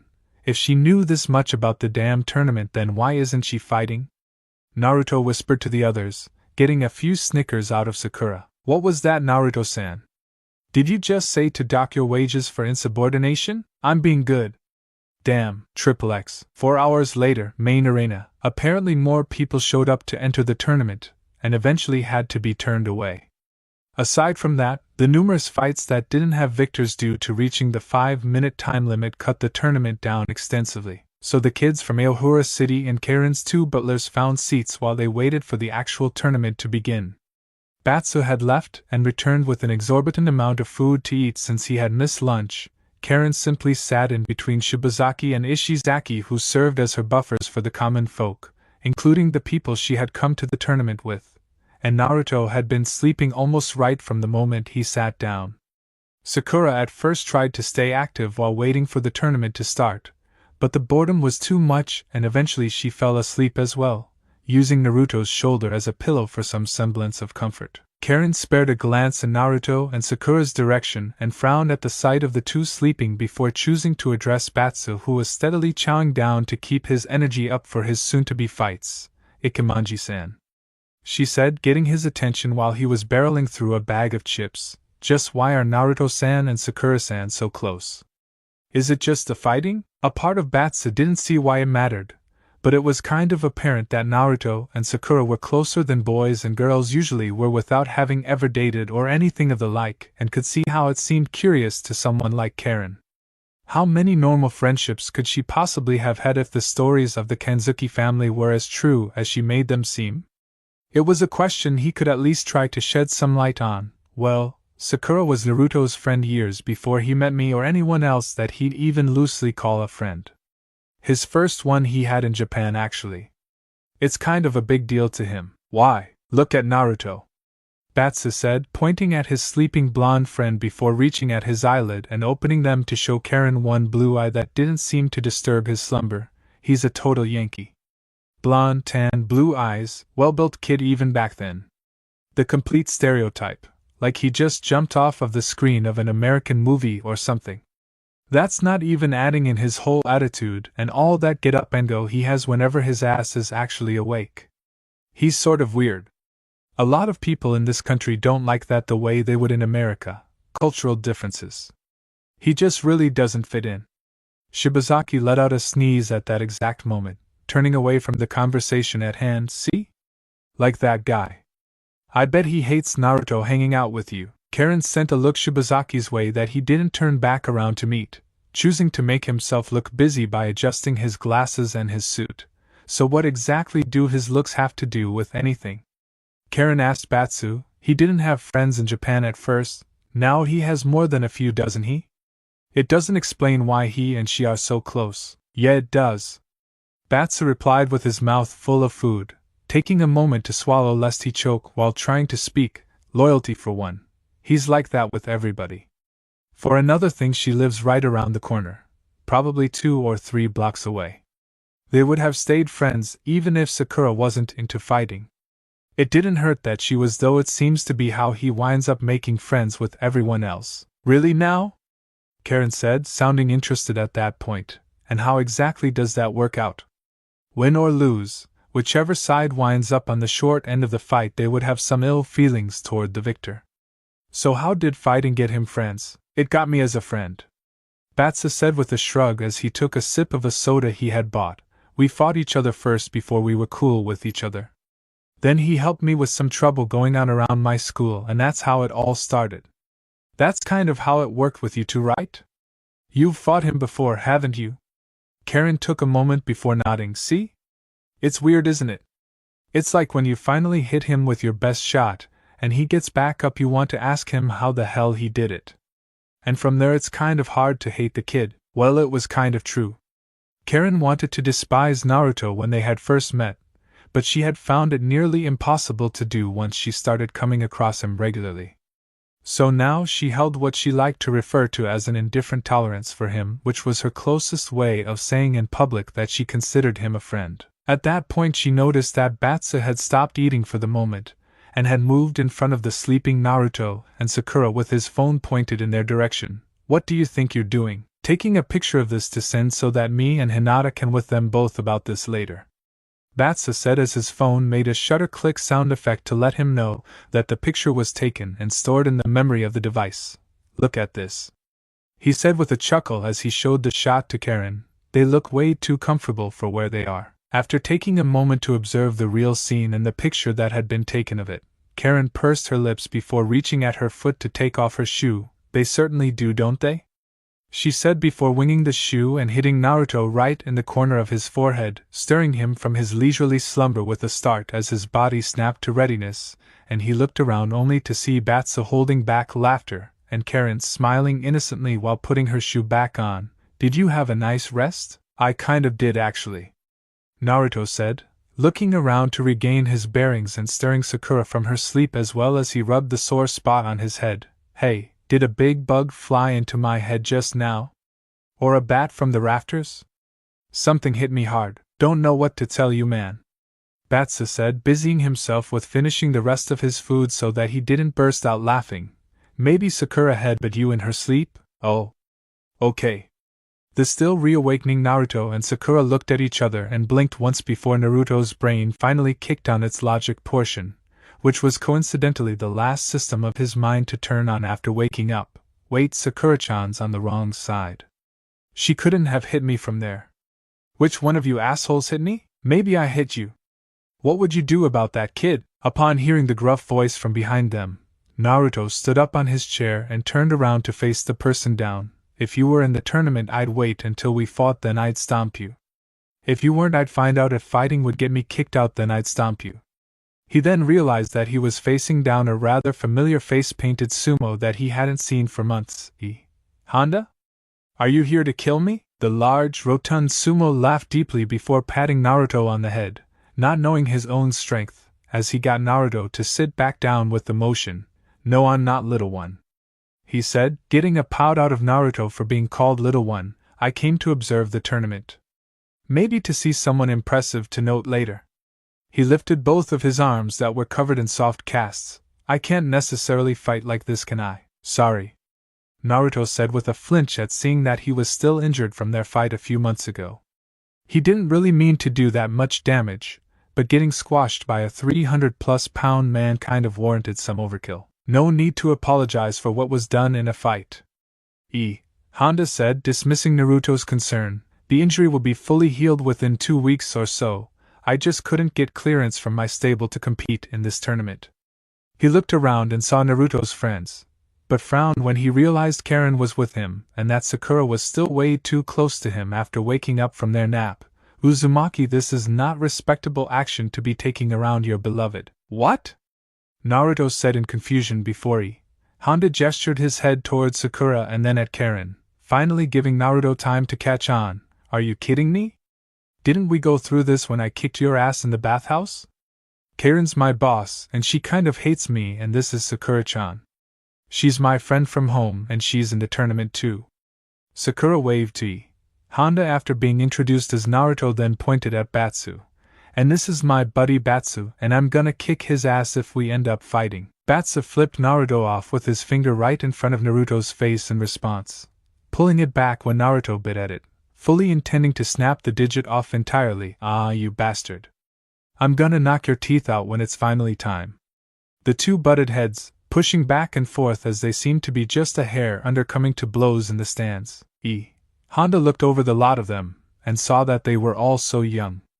There wasn't going to be anyone else getting involved in the tournament that would be their ages, and if what he saw and felt from Naruto during their fight was any indication, it would be a very impressive showing to say the very least.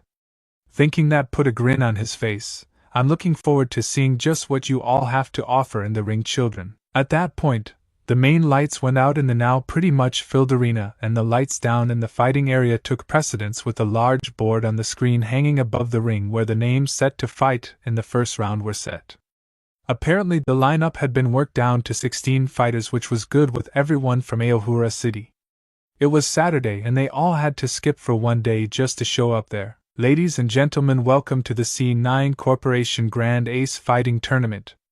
Over the course of this one evening we will crown a tournament champion where the winner will receive 5 million yen for their efforts.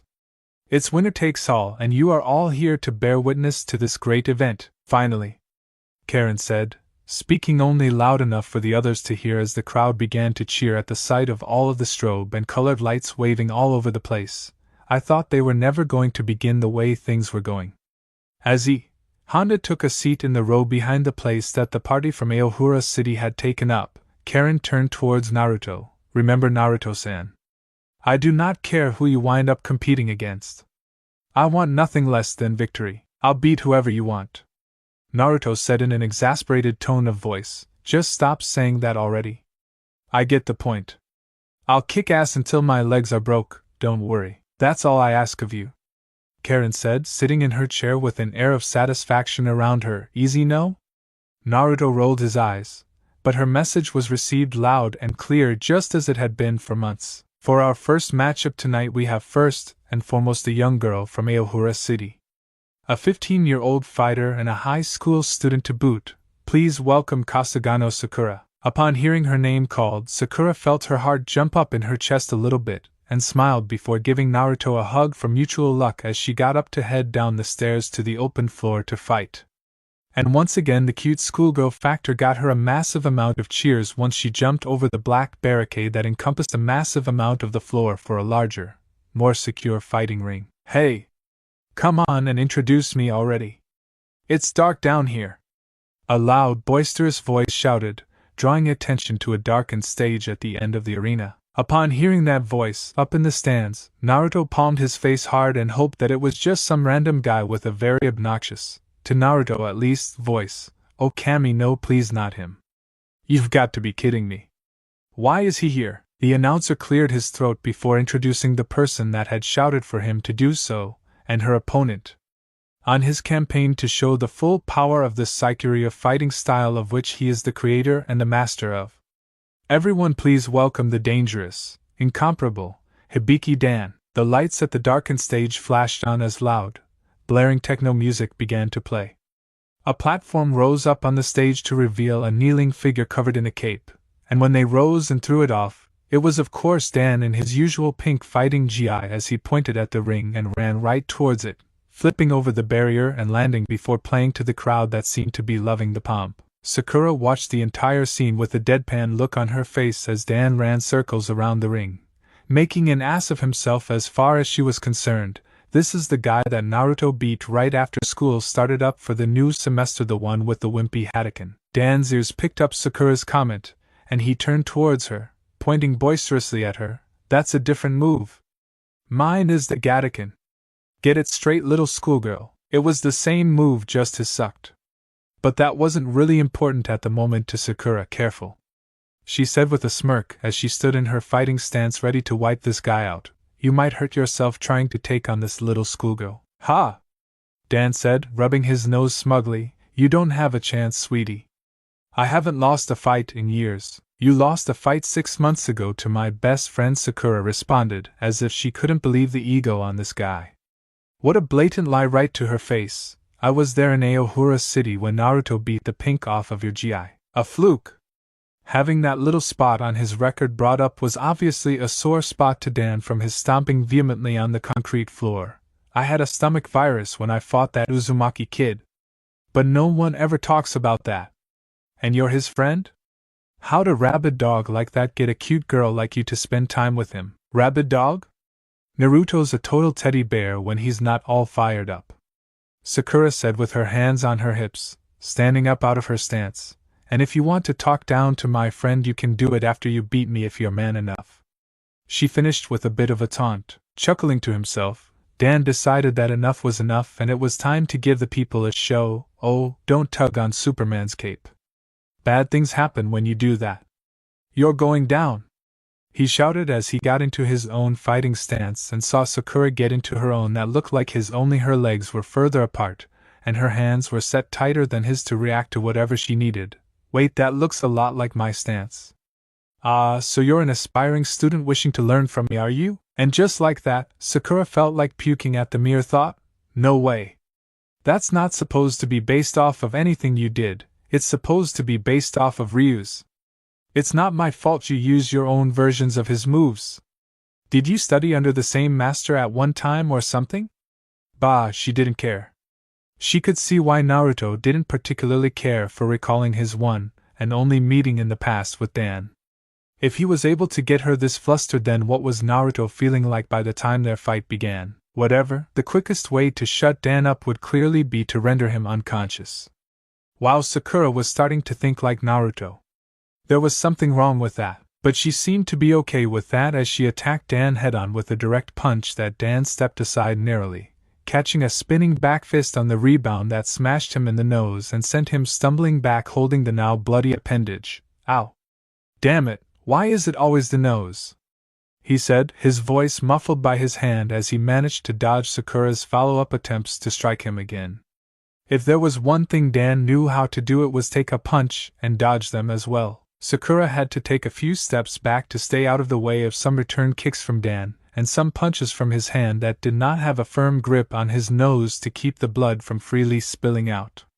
Having seen Naruto fight Dan months ago, it was in her best interest to remember that Dan had solid basics, and she was fully susceptible to being caught with a surprise move. Getting his confidence to rise at getting Sakura to step back on the defensive, Dan decided that it was time to step it up now that he was sufficiently warmed up. Koryukin.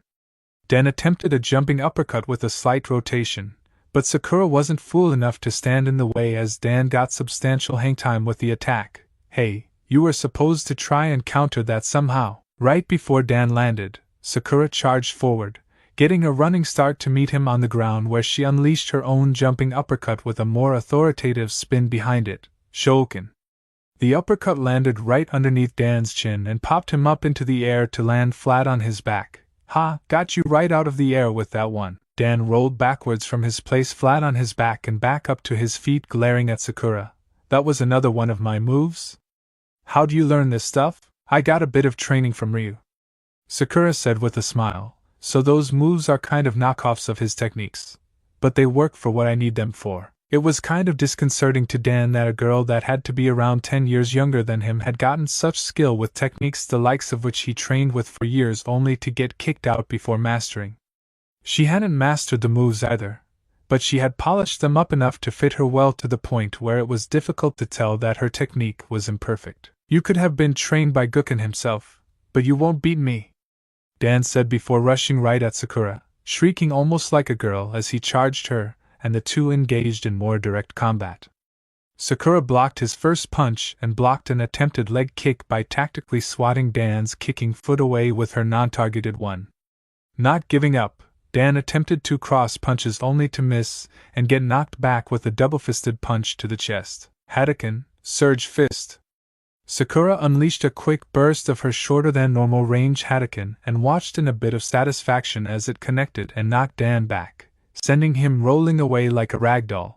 And that's how you finish a fight. That was indeed not how one finished a fight, because Dan was not finished. He stood back up, albeit shakily, not willing to lose so easily in front of so many. He was Hibiki Dan. He beat Sagat, and that meant something, damn it. Hey! Dan shouted at Sakura, getting her attention before she could exit outside of the barricades. I'm not out of this yet. It's time for my best move. The Shinkugataken, shaking Sky's self-taught fist. Dan built up an incredible amount of ki before unleashing a massive one-arm distance blast of his Gataken, and much to Sakura's surprise and chagrin, it didn't merely dissipate after moving only 5 feet max. It went further and was locked onto her. The speed it was moving and its size wasn't going to give her a chance to move, so she did the best thing she could and covered up in preparation for the blast to hit. She had shut her eyes, but after a few moments nothing had happened. No pain, no nothing. Epic fail. After hearing a doubly taunting shout from the stands from both Naruto and Batsu, who were visibly laughing their asses off from their seats, Sakura opened her eyes to see that the Shinkigataken had still dissipated before hitting her despite its improved range. Dan was completely beside himself. Of all the lucky, cop-out BS technicalities. He shouted seemingly to the heavens, "Why God, why? Why couldn't you give me 5 more feet of range, just this once? Why?" He wailed to the rafters of the arena, dropping to his knees with tears pouring from his eyes. With Dan wide open due to his own dramatics, Sakura charged him down, intent on ending the fight right then and there. After getting close enough, Sakura hit him with a short jumping uppercut that popped him slightly into the air. She followed up with a second jumping uppercut that knocked him higher and finished with a third spinning jump uppercut that had her ki charged behind it.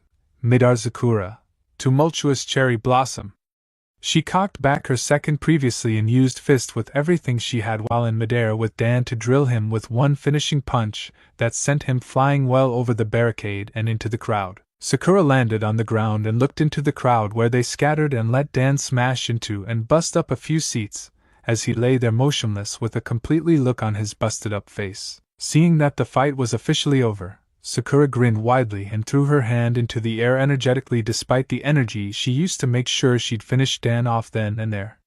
She'd get it all back quickly within a few moments of sitting back down. "Yeah. I'm not getting stopped tonight until I win the whole thing." The winner of her first round match and advancing to the quarterfinals, Kasagano Sakura. Still fired up from the fight and the win, Sakura ran up the stairs, getting past the other spectators to return to her seat where her friends were, jumping at Naruto with a big hug that forced him to stand up and catch her, almost losing his balance, but he still managed to get caught up in her good mood. "You kicked the crap out of that blowhard," Naruto said, putting a hand on the top of Sakura's short brown hair. "That was awesome. I knew you were getting better." Karen smirked as she remained seated in her own chair, having just watched her rival have quite a bit of success.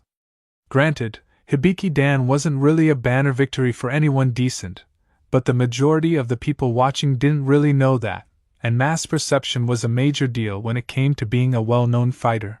"Well done, Sakura-san," Karen said. "Maybe the next time we fight I can actually get some gratification out of my victory over you." Sakura turned around and pulled her eyelid down at the blonde heiress. "Says the girl that isn't even fighting tonight. You probably just thought that I'd beat the skirt off of you again." Almost rising to the challenge on the spot, Karen recomposed herself, remembering the reason for the season, so to speak. There's no need to fight you here. I have a representative in Naruto-san to do my fighting for me in this tournament. If you two are to fight, he will handle you accordingly. Of that I have no doubt." She still doesn't get the point of all of this, both Naruto and Sakura thought as the next fight was going on while they conversed. And Sakura gave Naruto a look that was labeling him as an enabler. In return, he just shrugged back at her with an expression that said all he needed to say on the matter. "She pays." Batsu, though, had no reservations about speaking aloud due to the fact that he himself had never brought the topic forward in Karen's presence. Having a representative do all of the legwork for you isn't the same thing as doing it yourself, even if you get the same result, he said as another fight began, despite the fact that none of them were paying attention to continue hashing out their own dynamic. How would having Naruto beat Sakura solve anything? You wouldn't be the one doing it. Shaking her head, Karen merely chose to instead pay attention to the fighting down in the ring. It was quite obvious that these people had no understanding of the intrinsic worth that a representative had. Naruto's victory was the success of his benefactor, her, and his defeat was the failure of his benefactor as well. She was tired of explaining that to people. Freaking brat, Batsu thought to himself as Karen was apparently ignoring the lot of them as Ishizaki served her a drink. Whatever, if Naruto was going to work for someone like that, it was his problem. It shouldn't have grated on him personally, but it resonated with Naruto. This was like the whole Konohamaru complex, only Karen accepted it and ran with it. Naruto walked directly in front of her and stood there until she made eye contact with him. "I like the money you're paying me for all of this and everything, But you've got to figure this out, Karen. There's something more important than winning. Well, maybe you can show me somehow. She responded with a slight sarcasm in the inflection of her words. Naruto was usually a pretty idealistic guy, so he obviously believed what he was saying.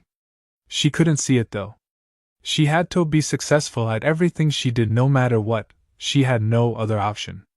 Her father watched her every endeavor, just waiting for an excuse to not award his fortune to his daughter. To find some kind of fault or weakness with her. Excuse me, if nothing short of undisputable victory is acceptable to my family. That sounded like she was madder than she wished to let on, but it was okay to Naruto. He was more or less hinting to her that she was ignorant about something that was right in front of them. No one liked to hear that. He knew that he never did and still didn't. Okay, I will show you, Naruto said with a confident grin. I'll show you just what's more important than just winning anything you do.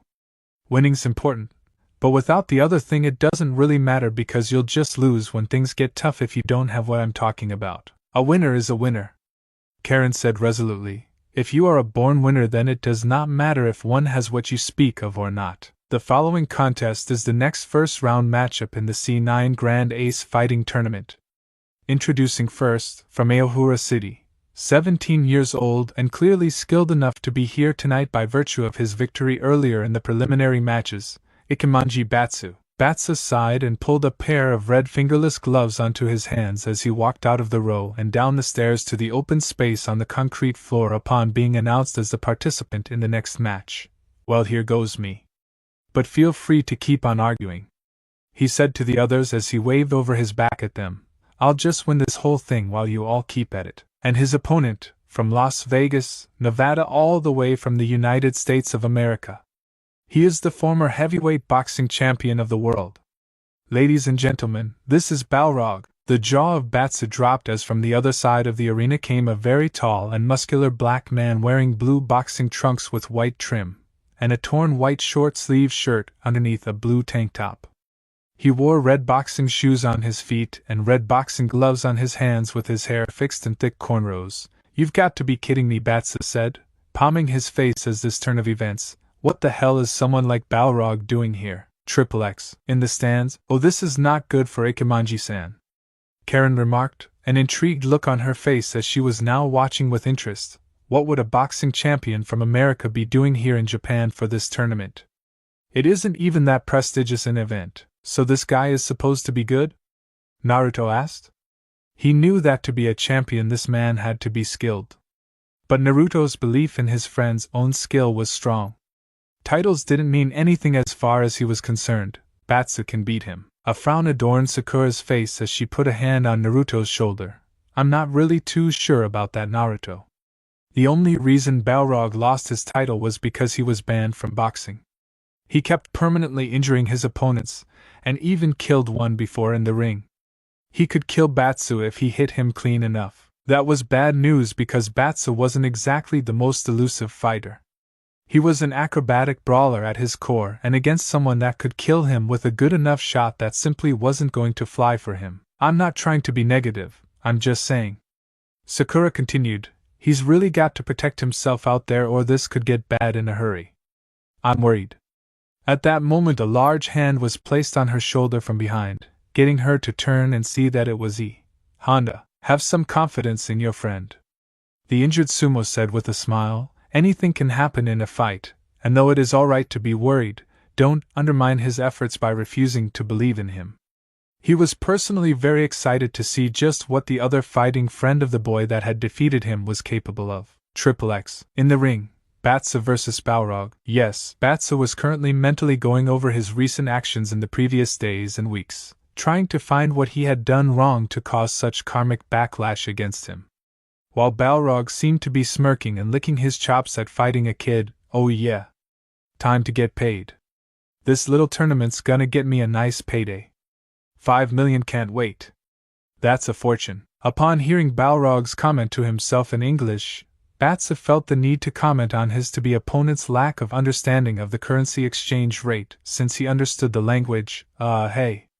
5 million yen isn't really that much money, dude. Balrog stopped imagining all the money he would be swimming in after whipping these nobodies and started paying rapt attention to Batsu. What? Yeah, Batsu said, a shiver going down his spine at the slight glare coming his way from the dangerous boxer.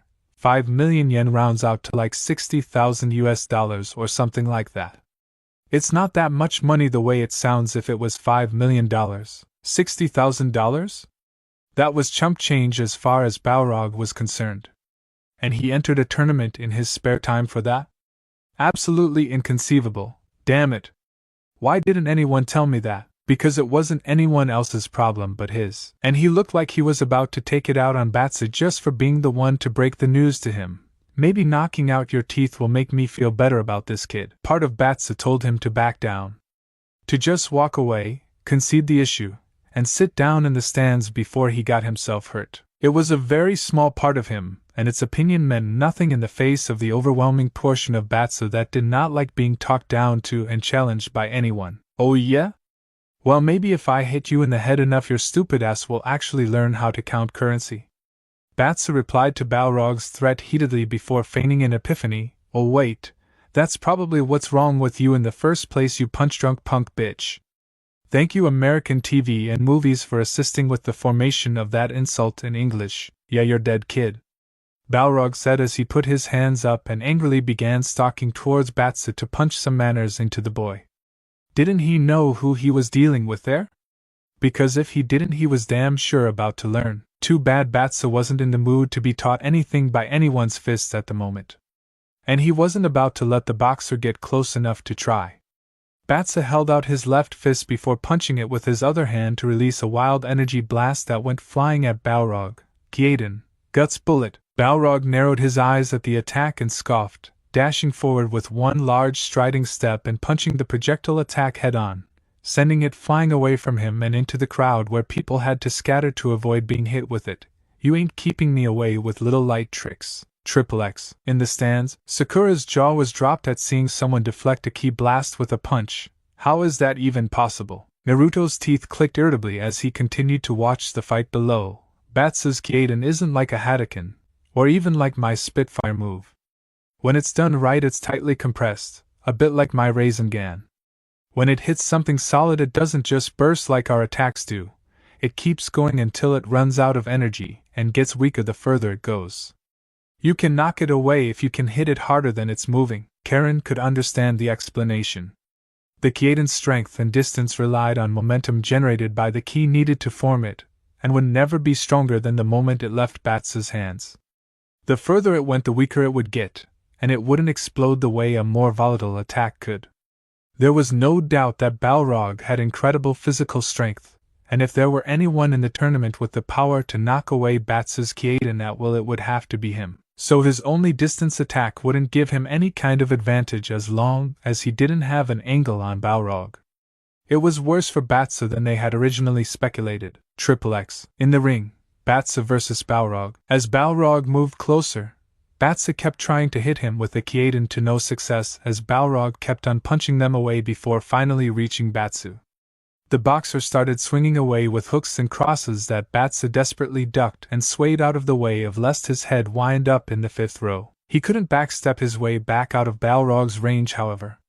The man had incredible footwork to keep up with the backpedaling Batsu, who tried to respond with a high kick, only for Balrog to block it and shrug it off, shoving his shoulder into Batsu's entire body and knocking him back into the ground.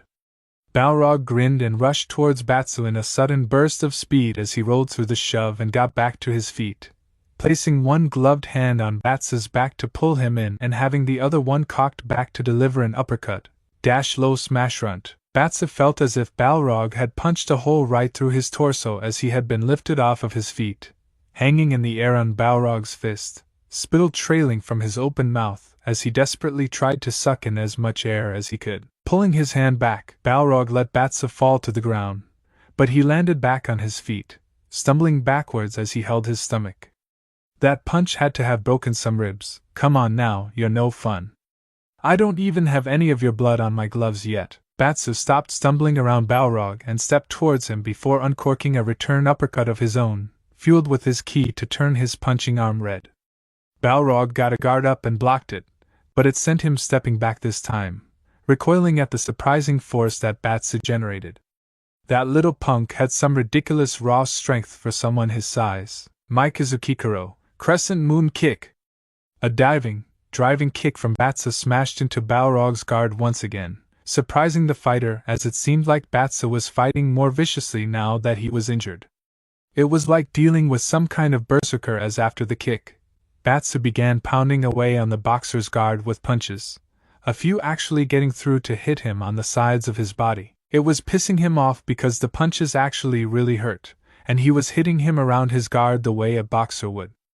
Balrog always hated the pipsqueaks that would pepper his body when he was guarding his head, but he had a little something for that. It wasn't exactly legal in the boxing ring, but this was a fight without rules. I'll pulverize you, dirty bull. Balrog grabbed the attacking Batsu's shoulders to hold him in place before delivering a pair of headbutts right to the face that stopped his offense. He stomped harshly on the stunned Batsu's foot and cocked his arm back for what looked like a punch, only for him to smash Batsu in the face with his elbow. The only thing that kept Batsu from doing a full 180 and falling to the ground on his face, spinning like a top, was the fact that Balrog still had his foot pinned underneath his own. He did fall to one knee though, with Balrog's foot being the only thing keeping him even partly upright as the man laughed at the damage he had just inflicted. There was nothing technical or pretty about how Balrog had just pummeled Batsu. He hadn't done anything that remotely looked like boxing, and it looked like he had beaten Batsu unconscious were it not for the fact that he could feel that Batsu had a weak grip on his boxing shorts. "Are you still trying this?" Balrog said before putting a hand on his head to laugh down at Batsu in disbelief. "Since when do kids like getting beaten up so much? You're the best punching bag money can buy, you know that?"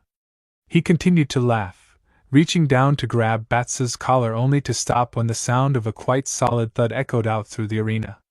In the middle of a laugh, Balrog's voice shot up to a squeaky high pitch, and his knees began to shake because Batsu had just punched him directly in the testicles with the hardest uppercut he had ever been hit with, cup or not. The thud was the sound of the cup cracking. Balrog gently held his groin area and slowly shuffled away from Batsu, hunched over in pain as he did so and spouting threats in the highest falsetto possible as he tried to walk it off. Meanwhile, Batsu stood back up, his face all sorts of bloody, but with an angry sneer on his face. "No rules, right?" Not waiting for any sort of response, Batsu charged Balrog down and delivered a punishing uppercut that knocked Balrog into the air as he began to channel all of his ki as he held his left hand out in front of himself. "Now block this." Neketsu Zenkai Kyoden, Burning Super Guts Bullet. The punch that let the guts bullet loose was so intense that Batsu left the ground to get the force needed to make it work. A blazing red massive ball of unstably compressed ki flew through the air wildly before rising up above the falling Balrog and slamming him into the ground with an explosion. Balrog's body, propelled even harder by Batsu's super-powered Kyoden, left an indentation in the ground where he lay face down.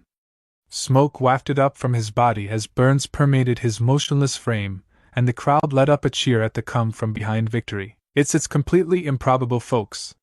The former world heavyweight boxing champion Balrog has just been defeated by 17-year-old Ikemanji Batsu.